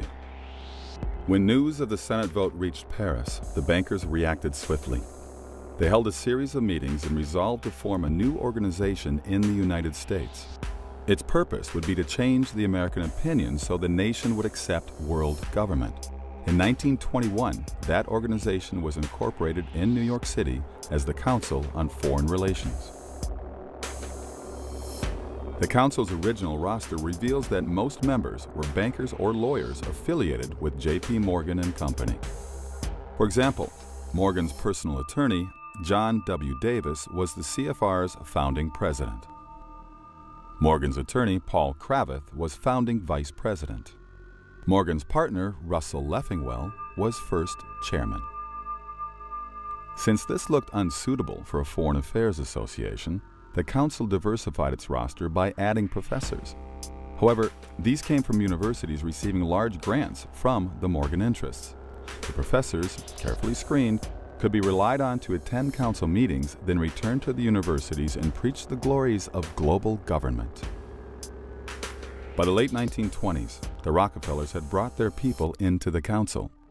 David Rockefeller was the CFR's chairman for many years and is still honorary chairman in 2014. One way the Council influences government policy is through publications, including many books and especially its periodical Foreign Affairs, a virtual instruction manual for U.S. foreign policymakers. Time magazine has called it the most influential journal in print. They do have a publication which my husband subscribes to. We've been reading it for a number of years because of the jaw-dropping insight that it provides into what they're thinking. And they don't mince words in there. They will come right out and say that we need to have this form of control, we need to do this form of manipulation, we need to convince people of these certain sets of beliefs. And you read this, and it's written in a very highfalutin, erudite, academic kind of a style. So you have to get past that to really get to the gist and the meat of what's being said. The CFR's most important means of controlling policy is supplying cabinet-level and sub-cabinet-level personnel to the government. What policies have the Council created? Let's take examples from after World War II. The League of Nations had effectively collapsed with the war's onset. Its successor was the United Nations, a bolder step toward world government. The UN began with a group of CFR members in the State Department. Working under Secretary of State Cordell Hull, they called themselves the Informal Agenda Group. The group drew up the original plan for the UN, then consulted 3 attorneys, all CFR members, who declared the scheme constitutional. Subsequently, they met with President Roosevelt, who approved the plan and publicly announced it the same day.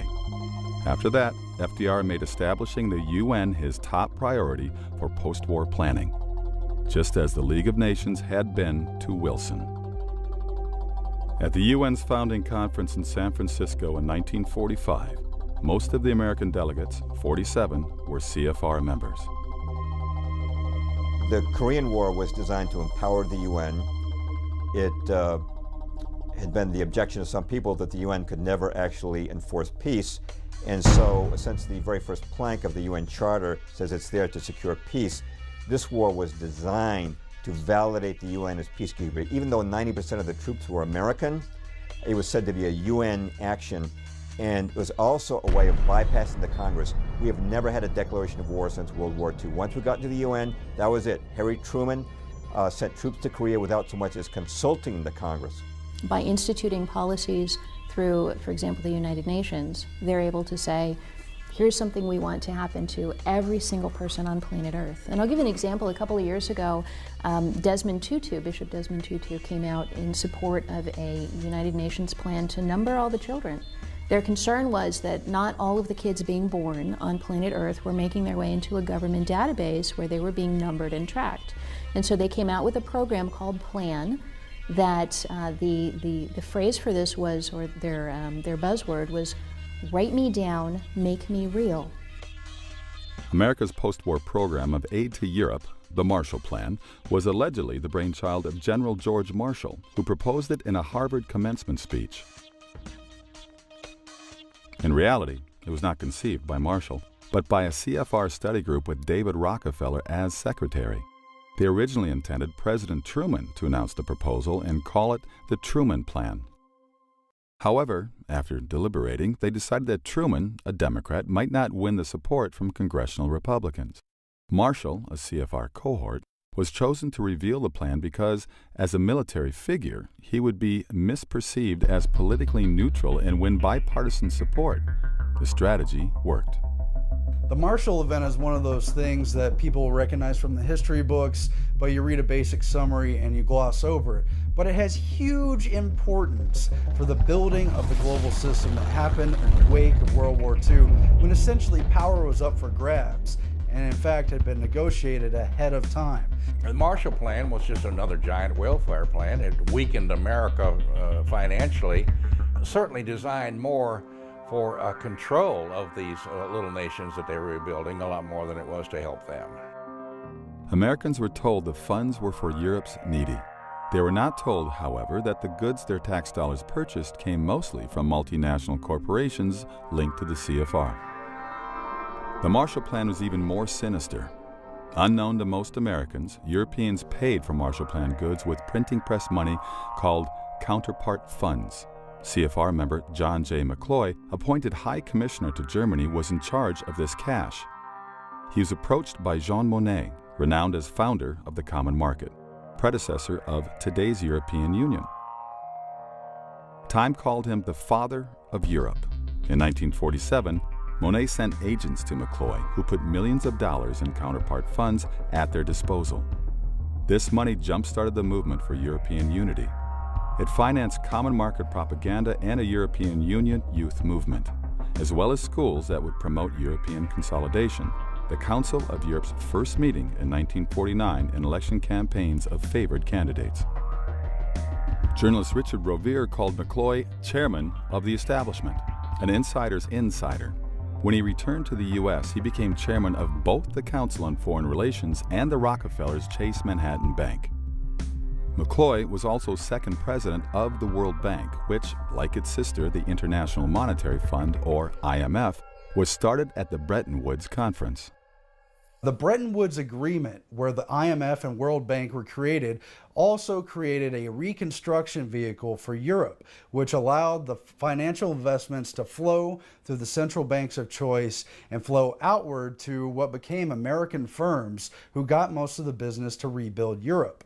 It came with strings attached, and most of the European countries were under the yoke of U.S. command during the Reconstruction phase of what was known publicly as the Marshall Plan, but privately was concocted by the Wise Men, a group of very influential foreign policy people who are all members of the Council on Foreign Relations, and many of them also members of Skull and Bones. World War II was really about reshaping the world, giving birth to one version of the New World Order, which would be remade over and over again. As with the Marshall Plan, the motive was never charity. After World War II, the New York banks wanted to continue loaning money to governments. However, what if war-torn nations had difficulty repaying? A fall guy was needed to guarantee the loans: taxpayers. The World Bank and IMF gave carte blanche to the private banks, who could now make virtually any loan, however foolish, to foreign governments. If the government could not make an interest payment, the IMF or World Bank would bail them out with taxpayer money. Billions of 1944, 45, 47 taxpayer dollars were poured into the construction of Europe. Untold sums of money that flowed through the central banks and out to the fascist partners of choice who would get the bids and the contracts to rebuild Europe, while the Council on Foreign Relations policy people helped to rebuild Europe along the lines that they wanted to see. Economic controls, wage controls, industrial agreements, and what became the footprints and baby steps and building blocks of the European Union that we see today. Jesse Helms, former chairman of the Senate's Foreign Relations Committee, said, "The New York banks have found important profit centers in lending to countries plunged into debt. This has been an essentially riskless game for the banks because the IMF and the World Bank have stood ready to bail the banks out with our taxpayers' money." Furthermore, the World Bank and IMF often attach conditions to these loans. They may demand a voice in government policy. For example, they might dictate that a country privatize industries to multinational corporations before money comes through. The World Bank and IMF are instruments of profit and control. And the U.S. foreign policy based in Washington enabled it all the way and put the key people in position to outright rule Europe until it was rebuilt along the designs of not God, not man, not national governments, but the emerging world government based in the Council on Foreign Relations and their money powers. I look at the World Bank and the IMF more or less as the next stage of the evolution of international banking. The Bank for International Settlements, along with the World Bank and along with the IMF, have long been viewed as the engine of globalization. These have been the troika, if you will, that have impressed policies on countries all over the world to toe the globalist line. We're told that this is necessary in order to regulate trade or in order to pacify nations that would be making war against us. But in fact, what this is about is creating debt.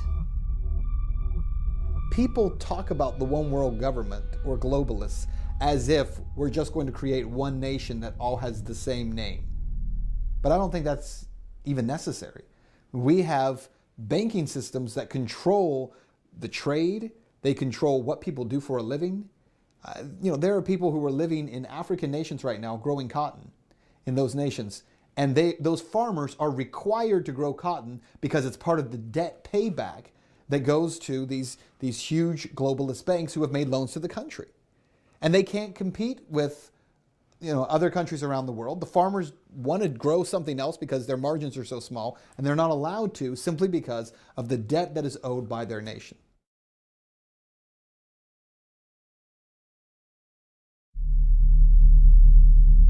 Nam's a difficult one. Could the war have been won? Well, you probably know some Vietnam veterans, and a lot of them were harmed during the war. There's issues with things like Agent Orange. A lot of them are sour because there's just a lingering confusion about what really happened during that war.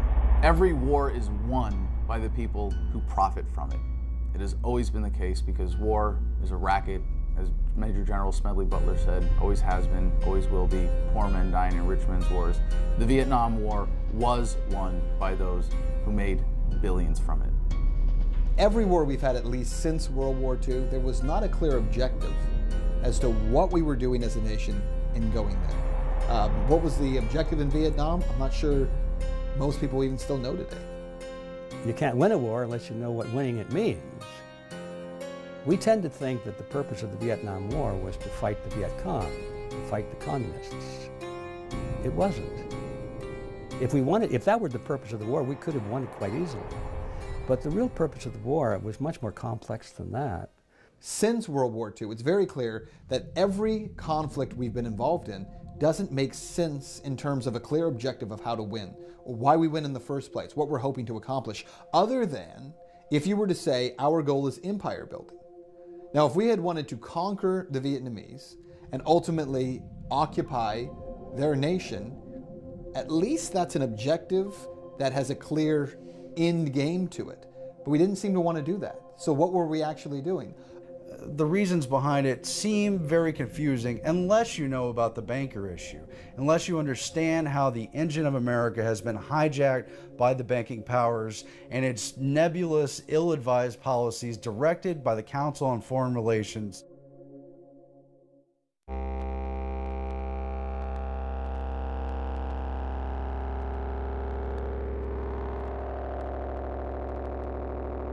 Perhaps no 20th century event impacted America more than the Vietnam War.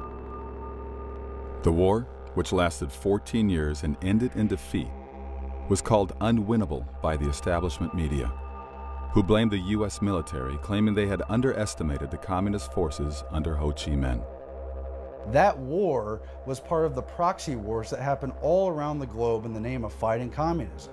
But it was also a means of reconstructing the Asian Pacific sphere of influence to make it safe for globalism. Again, the whole world had to be made over and brought up to standards for globalism. China being such a major power, Japan more or less under the yoke of the post-World War II agreements, and Vietnam down there on the triangle had to be basically reformed. That was the real reasons for the war.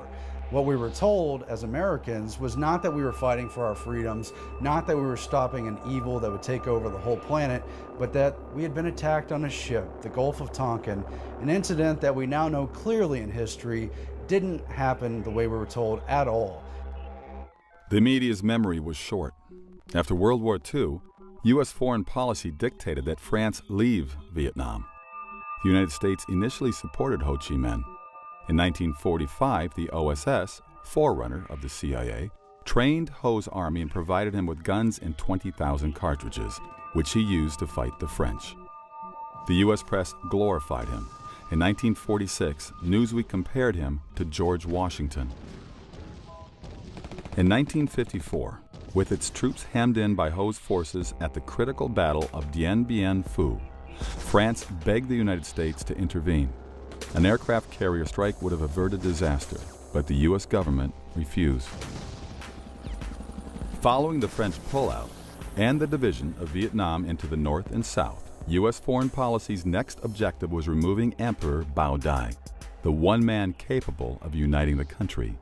Bao Dai exclaimed, "If your country had given me 1,000 of the sum they spent to depose me, I could have won that war." Through a rigged plebiscite, No Den Diem, the CFR's choice, was installed as South Vietnam's president. The South Vietnamese hated the oppressive Diem, who drove many into the communist arms. In the meantime, CIA Colonel Edward Lansdale, CFR member, oversaw the disarming of three powerful anti-communist groups in Vietnam: the Cao Dai sect, Hoa Hao sect, and Le Van Bien's private army. Having sponsored Ho Chi Minh and destroying French, imperial, and local opponents at every level, our CFR policymakers now launched the tragic conflict. World War II. The USA fights on two fronts, Europe and the Pacific. The Germans and Japanese were tough and well-equipped, yet we crushed both military empires with our allies' help in just 3.5 years. On the other hand, we spent 14 years fighting Little North Vietnam and lost. Something is terribly wrong with this picture. Defense Secretary Robert McNamara forbid the Air Force to strike over 90% of the strategic targets it wanted to hit. As a CFR member, he left the Defense Department to become president of the World Bank. Then there were the rules of engagement, not declassified until 1985, when they consumed 26 pages of the congressional record's fine print. According to the rules, American soldiers were not allowed to shoot first, but had to wait until fired upon. If a pilot saw a MiG on the ground, he could not attack. He had to wait until it was airborne and showing hostile intent. If a surface-to-air missile launch site was under construction, he couldn't bomb it. He had to wait until it was operational. If we had fought World War II under such restrictions, we would have lost. To me, at least, it's clear that the purpose of the war was not to defeat communism in Vietnam. because they could have done that quite easily, but as everyone knows by now, they deliberately put handcuffs on our military, made sure you don't go too far into the enemy territory, you don't counterattack, you don't bomb the supply lines, you just powder puff war all the way along. We call it powder puff war because it wasn't aimed at victory, but that's probably not doing it justice because there was so many lives tragically lost. It was a bloody war, really, but it was not fought to win. In 1968, journalist Lloyd Milan interviewed nearly a dozen retired high-ranking U.S. military officers. Each, queried separately, said the war would be won in weeks or months with the restraints lifted. This would allow the war to be carried out aggressively against the North. The media claimed the war was initiated by right-wing anti-communists or hawks. The first U.S. combat troops went to Vietnam in 1961. President Kennedy authorized sending about 10,000 men on the advice of the State Department's Walt Rostow, who had just returned from a fact-finding mission to Vietnam. Although the press portrayed Rostow as a hawk, his father had been a Marxist revolutionary in Russia. Two of his aunts belonged to the U.S. Communist Party. His brother, Eugene Debs Rostow, was named after Socialist Party leader Eugene Debs, and the Eisenhower State Department rejected Walt for employment 3 times as a security risk. The Kennedy administration could only get him in by firing Otto Otepka, the State Department's head of security. In a book published the year before his advice to Kennedy, Rostow wrote, "It is a legitimate American national objective to see removed from all nations, including the United States, the right to use substantial military force to pursue their own interests. Since this right is the root of national sovereignty, it is therefore an American interest to see an end to nationhood, as it has been historically defined." This statement summarized the outlook of the Council on Foreign Relations, to which Rostow belonged. Johnson had to give some very awkward and rather embarrassing speeches convincing America why Vietnam, why he was sending their sons, their brothers, their fathers off to war. As earlier noted, Congress authorized President Johnson to intervene in Vietnam through the Tonkin Gulf Resolution, written before the 2 alleged attacks on the U.S. Navy in the Tonkin Gulf. Admiral Stockdale testified that the second attack never happened. The premature resolution was written by William P. Bundy, Assistant Secretary of State for Far Eastern Affairs and member of the CFR. Like Rostow, Bundy was portrayed as a hawk. Yet, in the 1950s, Bundy headed the defense fund for Soviet spy Alger Hiss. After Bundy left the State Department, David Rockefeller appointed him editor of Foreign Affairs, Journal of the CFR, and America's leading opponent of national sovereignty. In 1964, President Johnson successfully ran for re-election against Republican Barry Goldwater, whom the press branded a warmonger. After the election, Johnson himself suddenly began escalating the war, committing hundreds of thousands of troops. He made the decision at the urging of a secret clique called the Wise Men, 14 senior advisors, 12 of whom were CFR members. The Wise Men included a number of important Council on Foreign Relations members, 6 key members actually: Averell Harriman, Robert Lovett, and John J. McCloy, all 3 of them Bonesmen, and all 3 of them very closely tied to the banking powers of New York City and to the Rockefeller family.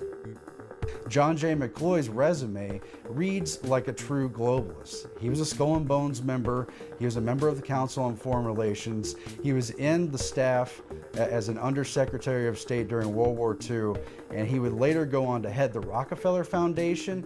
He was the president of the Council on Foreign Relations for a solid decade, and he was head of the World Bank. The leader of the Wise Men, who led the demand for escalation, Dean Acheson. Even before the United States recognized the USSR in 1933, the murderous dictator Joseph Stalin selected young attorney Acheson to represent Soviet interests in America. Truman's Secretary of State, Acheson, surrounded himself with communist and security risks, such as John Stewart Service, John Carter Vincent, and Lachlan Curry. He promoted Service even after the FBI caught him passing government secrets to communist agents. Acheson's law partner was Donald Hiss, brother of Soviet spy Alger Hiss and a member of the Communist Party. In short, the men who maneuvered us into Vietnam were not anti-communist, but soft on communism or even pro-communist. Nor were they flag-waving patriots. They were globalists who opposed nationalism in favor of world government. Part of it was to train an international military force, to get the world used to thinking of solving conflicts through international groups such as the UN, and to develop those mechanisms.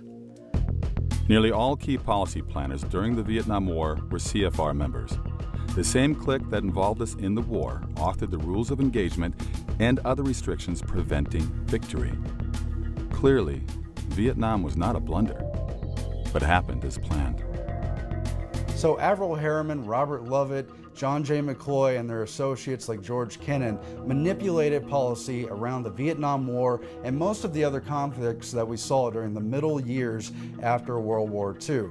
All of them mired in confusion, lies, manipulated data, cables, communications that presented in a framed, skewed manner to goad America into the policy decisions being made in New York City, not in Washington, D.C.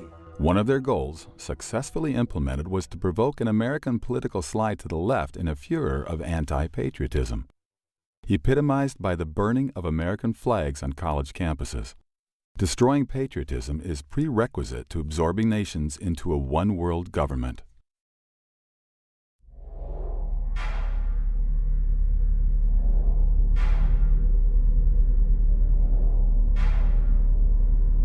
But we lost the jobs. We lost the wealth. Our middle class now has been decimated in America. It's getting smaller every year. People are getting poorer every year. Our opportunities for success are dimming every year. And we wave to the factories and to the industries that moved overseas and say, gee, that's too bad. The North American Union is just one proposal that some people see as an opportunity that's going to enhance their use of the racket to rip people off. You're not going to get a world government overnight. What's going to happen is you will get regional governments, and of course we've seen this with the creation of the EU and all of the trauma that goes with that they've been experiencing over there of trying to bring together multiple countries under a single currency, under a single economic system. Whenever people start talking about North American Union and linking us up, then I think, well, what's next? Then a South American Union, and then we join with the EU, and then before you know it, you actually have wound up with your global government. When they consolidate and centralize power and decision-making processes in these regional communities, it's going to be a very much simpler process for them to then consolidate power from those regional areas, because there'll only be a few of them, and then to bring that together will be child's play in comparison to trying to bring together hundreds of countries worldwide. North American Union is especially dangerous, as are, again, many of these free trade agreements like the TPP. Why? Because they trump our Constitution. What they have to do is they have to line up the regulations in countries to mesh together, to not fight each other. So you see this going on in Europe, you see this going on in Asia, you see it going on in the current negotiations with the Trans-Pacific Partnership, for instance. The TPP, the Trans-Pacific Partnership, aims to say that any American law, including any constitutional law, is suspended in place of the TPP. That includes corporations operating in the United States. They would fall under the authority of the TPP before they would fall under the authority of the U.S. Constitution. That's a huge problem. Same thing with the North American Union. Would we then have some agreement that trumps our Constitution? It's all about regulation. You say, well, why? It's because they want to get them meshed together and lined up together so they can interoperate without national boundaries and national issues, you see. That the moment when America announced through then President George W. Bush that we were at war with terror, I think it was actually a truthful statement, but it was a terrible moment for the country. But the terror wasn't what they claimed that it was. $60 billion worth of spying on we the people. It's not about protecting us from Al-Qaeda or Al-Nusra or Al Capone. The war on terror, in my opinion, has become a war on the Bill of Rights. The war on terror has impacted the freedom on the people of the United States and the people of the entire world using fear. So the revolution apologizes for shitting all over your apathy. What people have to understand how this process works is fear is what always shuts consciousness down. The war on terror is to keep the people in fear and hysteria because fear stops everything. And what are you willing to give up in a war with your own fear? How does the war on terror fit in? The Department of Homeland Security has given the U.S. government unprecedented power to intrude on citizens' private lives. The ostensible purpose? Combat terrorism. We all oppose terrorism, but many wonder how that word might eventually be defined.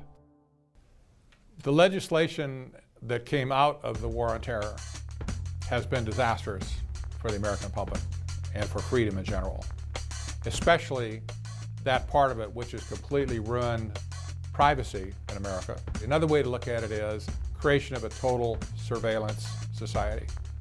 When we lose the fundamental right to privacy, you could make the argument that really we have no freedom at all. Virtually every piece of our electronic correspondence is being recorded and monitored by some branch of the federal government, all in the name of national security. What the war on terror has done is said, what will you trade in order to not feel afraid anymore? And unfortunately, as a nation, we said everything. We'll trade everything. They can put you in jail, hold you indefinitely under the Patriot Act. You know, and what is all this? It's all based on the war on terrorism. And where did that get started? With 9/11. And nobody wants to look at 9/11, but if you look at it hard enough, you'll realize that the whole official story is full of holes.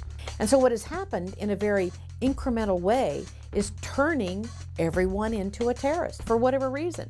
We just heard Senator Reid say that the people that went to the Bundy Ranch are terrorists. The military are acting like terrorists. We're acting like terrorists. If you don't agree with your whatever, dog catcher or water meter reader or whatever, you're a terrorist. So again, we're back to the same thing as with the communists, which is today a terrorist is just anyone who disagrees with you. And it is polarizing and fragmenting society.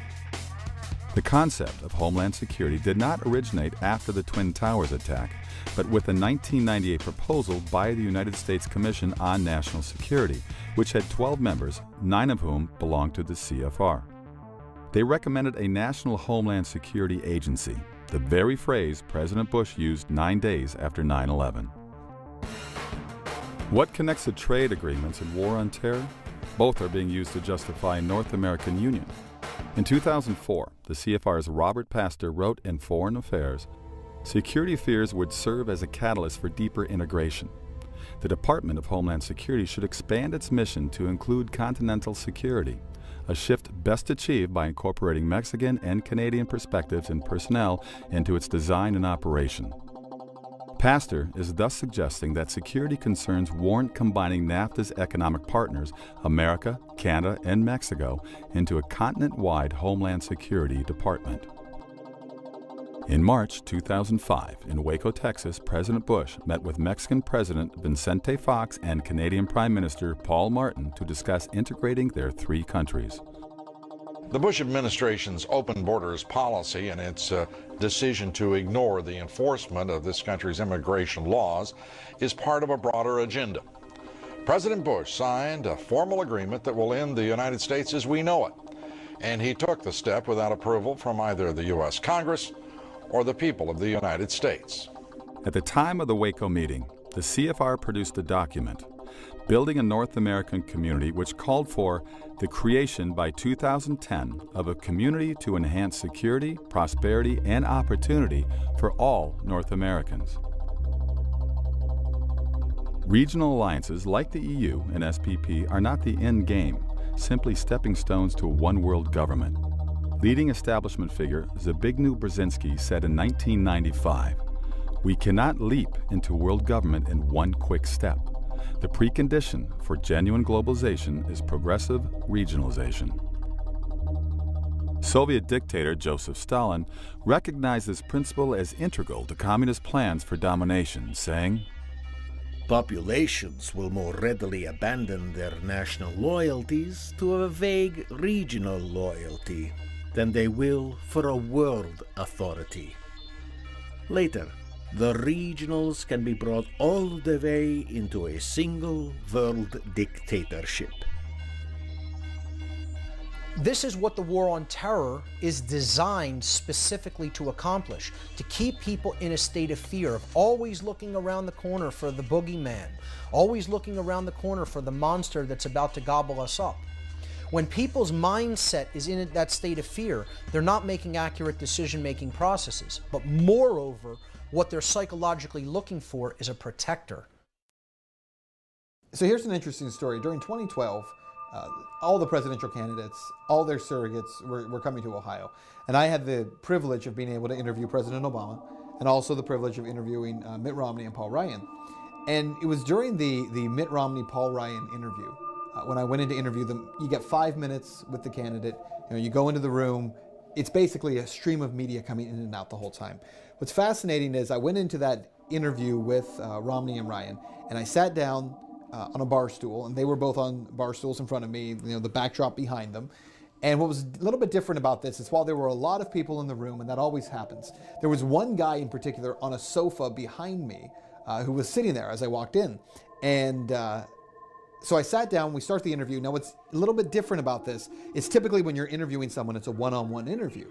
In this case, it was two-on-one. And so I would, ask one a question and then to the other one, back and forth. What was really interesting to me was as I was talking with them and interviewing them, I would notice out of my peripheral vision, I'm talking with Congressman Ryan, and I could see Governor Romney looking past me at the guy on the sofa behind him. And then when I would turn to Governor Romney and I would interview him, I could see Congressman Ryan doing this. And if you go back, by the way, and you watch the actual full interview, I would tell people, just go back and watch not the guy I'm talking to, watch the other candidate and how they're looking past me at this guy. And it was almost like they're doing, baseball signals at each other. And so they're, kind of go through this. We do the interview, we're all done. And after I left, I was really interested in who the guy was on the sofa behind me. And so I stopped one of the press people on the way out and I said, "Oh, by the way, who was the guy on the sofa?" And they told me his name, which at the time didn't mean anything. And then they said, "Oh, he's with the Council on Foreign Relations and he's advising the candidates." And when he said it, now that got my attention because they said it as if it was a very positive thing, right? Which is, well, Governor Romney needs more experience on foreign issues and foreign affairs. So it's a good thing. In my opinion, of course, it was, oh, great. So you have someone from this globalist think tank who is basically sitting behind me during an interview and letting them know what they should and should not say. So it was kind of an interesting experience. The freedom of the press and the freedom of religion were supposed to be two of the greatest vanguards of liberty for the country, according to our First Amendment. The purpose of the broadcast media, or the controlled, formerly mainstream media, has always been to be a propaganda tool for the government, for the superclass. And you can see how this works in a very simple sense in America with the White House and access to the White House press room. If you don't toe the line, if you're not official corporate media, it doesn't matter how big your audience is, we're going to control the conversation. If you can be an appropriate mouthpiece for government, if you're not going to challenge the paradigm of statism, we will give you access. Americans today are disenfranchised and disempowered because we don't have enough of the relevant information. Read the quotes from Katie Couric and saying that they got pressure from the administration. I can't think of a worse scenario for the future of freedom. If this documentary is true, why are its claims almost never discussed in mainstream media? After all, the Constitution mandates freedom of the press. How could so many news organizations fail to notice the stories we've discussed? That's because the information we do get has been filtered and framed in particular ways. It can be easily seen in the mainstream media. You have a mentality within your newsrooms in which people really do honestly believe if networks don't talk about it, it's not a story.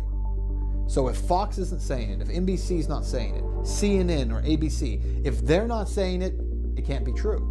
Although America has a free press in principle, this does not guarantee accuracy of the press. To achieve its objectives, the establishment always knew it needed to control the media, the primary molder of public opinion. Do you have any people being paid by the CIA who are contributing to a major circulation American journal? We do have people who submit pieces to American journals. The national news media is, for all intents and purposes, a totally controlled medium. A free and independent press at the national level just does not exist. You have any people being paid by the CIA who are contributing to the national news services, AP and UPI? Well, again, I think we're getting into the kind of detail, Mr. Chairman, that I'd prefer to handle in executive session. You know, people will say, why isn't the media doing their job? I beg to differ. The media is doing exactly what they are designed and paid to do. They are steering public perception in the way that the people at the current positions of power want the public perception to go in. Not continuing Congresswoman Harman, let me interrupt you. Congresswoman, let me interrupt you just for a moment. We've got some breaking news out of Miami. Stand by, if you will. Right now in Miami, Justin Bieber.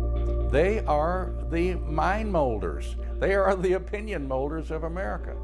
And if you ask a guy some of the technical questions like you've asked me in the last few minutes on the street, you'll hear him reciting something that Rush Limbaugh or somebody else said on radio or TV. In the 19th century, August Belmont was a Rothschild financial agent in the United States. With J.P. Morgan, Belmont helped finance Adolph Ochs, who purchased the New York Times, then a tiny newspaper with a circulation of 9,000. International banking behind him, Ochs transformed the Times into the world's most powerful newspaper. Ownership passed from Ochs to his son-in-law Arthur Hayes Sulzberger, member of the CFR, then to Orville Dreyfus, CFR, then to Arthur Ochs Sulzberger, CFR. Well, I think there's a couple of things. You ignore the story because, number one, it doesn't fit with their own personal worldview. There are too many people with the same worldview sitting in those positions.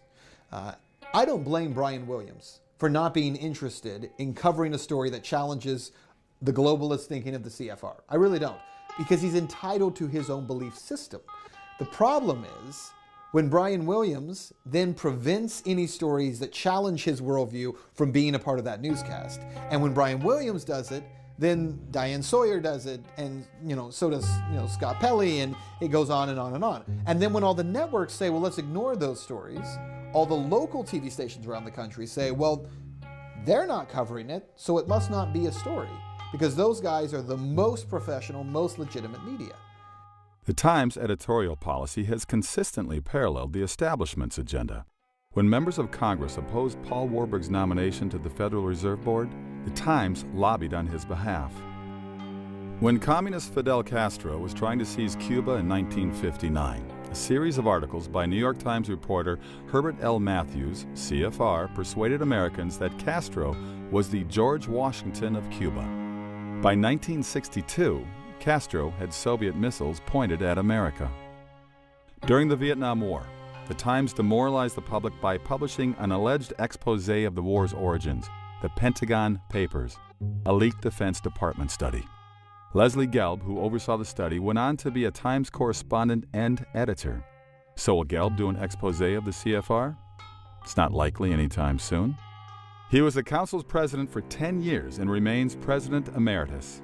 If you're one of those CFR members of the news media, If you're Brian Williams, who's a member of the CFR, if you're Aaron Burnett, who's a member of the CFR, if you're sitting there in your newscast that night and some story comes across about, we should look into the Federal Reserve Bank, you're probably not going to do that. You're going to ignore that. If people are protesting the Federal Reserve Bank, are we going to talk about that? No, we're not going to. Innumerable Times executives, editors, and reporters have been CFR members. The Times won't expose the CFR because they both belong to the same hierarchy. A similar picture can be sketched of other major news organizations. Media diversity is an illusion. People get caught up in debating if MSNBC has a better perspective than Fox News or ABC, NBC. These are a very narrow window of information. Here's your news, here's the report on what's happening through the Republican lens, through the liberal lens, but they're not getting down to the roots and down to the basics and saying, here's the true fundamental problems in society and here's the true solutions. There is this illusion in America we have a diverse media because we have so many diverse outlets. And a person might say, well, I know this story is true because I saw it on America Online, and then I turned on my television and CNN said the exact same thing. And then later in the week, I got my Time magazine and it said the exact same thing. Now, when a story has been confirmed by independent news outlets like that, it must be true. Well, here's the problem. Until the recent AOL spinoff, America Online, CNN, and Time magazine were all owned by one corporation, Time Warner. At the national level, it's a surprising small number of people that control the vast majority of the national news media. It's no surprise that you're not going to see any of this in the mainstream media, because the mainstream media is owned and controlled by 5 major corporations. The New York Times Company owns the Boston Globe. The Washington Post Company owns Newsweek. Disney owns ABC. CBS owns Simon & Schuster. Time Warner owns AOL, CNN, Time, Warner Brothers Studios, HBO, New Line Cinema, Sports Illustrated, People, Fortune, Money, and dozens more. News Corporation owns the Wall Street Journal, Fox Television, London's The Times, Barron's, HarperCollins, Zondervan, Hulu, and the New York Post and scores of other media outlets. When you have one corporate owner, you're going to get one viewpoint. You don't get a diverse view unless you have diverse ownership. I got a communication from someone who's in a 3-letter network, head of a news department for that 3-letter network, and said, my family member is in Iraq now, and I was so disturbed at what you said last night about depleted uranium. I don't want to believe this is true. And I said, it is. I gave the evidence, the information, and he said, yes, I've been up all night studying it. You are right. He said, I wish I could tell the people this. And I said, and why can't you? And he said, it's not part of the political paradigm. Most of America's major media is owned by around a dozen multinational corporations. These, in turn, have directors that interlock through membership in the CFR. Thus, the establishment can guarantee the public receives a uniform viewpoint. The mainstream media will not cover many of these issues in part because of the people who pay to sponsor their television shows. When you have major corporations that are doing pretty disgusting things to the mainstream public, paying to have TV exist, they're not going to want the commentators discussing about the things that they are doing and how they're awful. You're not going to see the truth in mainstream media, and in fact, you're going to see disinformation agents. You'll see people like me smeared in the media. If it comes out at all, the information that we're talking about, you're going to find that it's marginalized. Once a year, the world's elite from government, banking, industry, and media hold an international summit called the Bilderberg Conference. The meetings are closed to the public. In 1991, speaking before the Bilderbergers, CFR Chairman David Rockefeller described the media policymaker marriage. We are grateful to the Washington Post, the New York Times, Time Magazine, and other great publications whose directors have attended our meetings and respected their promises of discretion for almost 40 years. It would have been impossible for us to develop our plan for the world if we had been subject to the bright lights of publicity during these years. But the world is now more sophisticated and prepared to march towards a world government which will never again know war, but only peace and prosperity. But I don't think we're buying into it as much anymore. I think that the advent of new media, I think the internet, social media, the ability for people to talk to each other, communicate, share information like at no other time in human history really renders a lot of the propaganda that we face unusable. It's very tempting when you look at the short-term trends in the American government and the application of technology in organizations like the NSA to think that we're heading towards a totalitarian surveillance state.